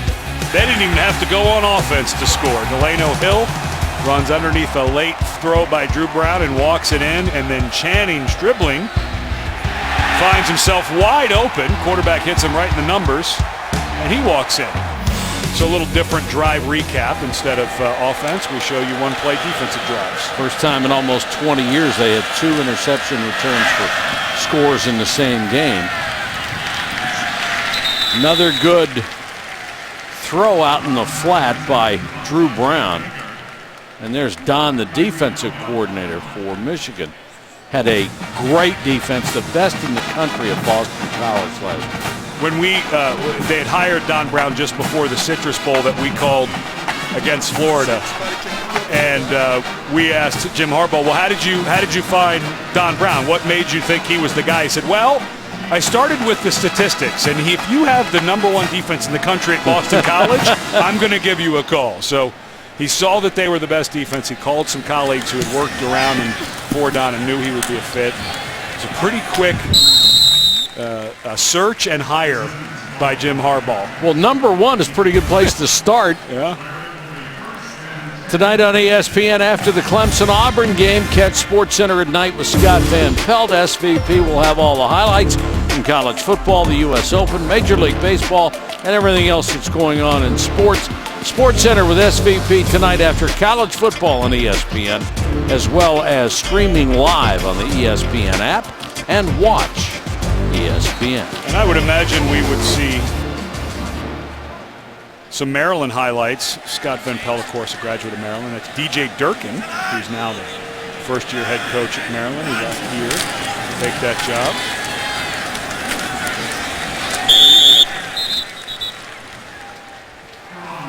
Alex Malzone, the 4th Michigan quarterback to play, is on the field. And Kingston Davis, another freshman, is their 10th running back, counting fullbacks as well. Going about as deep as we're going to get. It is hard to have 10 guys know the full playbook. It really is. The amount of reps you have to get. Davis knows how to lower his shoulder and get extra yards for sure. So we take a look at the win percentage on the schedule for the Wolverines, and you'll notice something. They are pretty heavy favorites right until you get right down to the bottom, but against Ohio State. But the games that stick out to me, at Iowa, at Michigan State, and sandwiched in there with Michigan State, Iowa, and Ohio State is a sneaky good program Kevin Wilson has going at Indiana. So the back half of the schedule for Michigan is going to be, I think it's going to be dicey. I think there's potentially a loss or two in there. If you lose to Iowa, then Michigan could potentially play them again in the championship game if they were to win out. So a lot to be decided, but the computers are saying Michigan's better than everyone on their schedule but Ohio State. So let's play it out.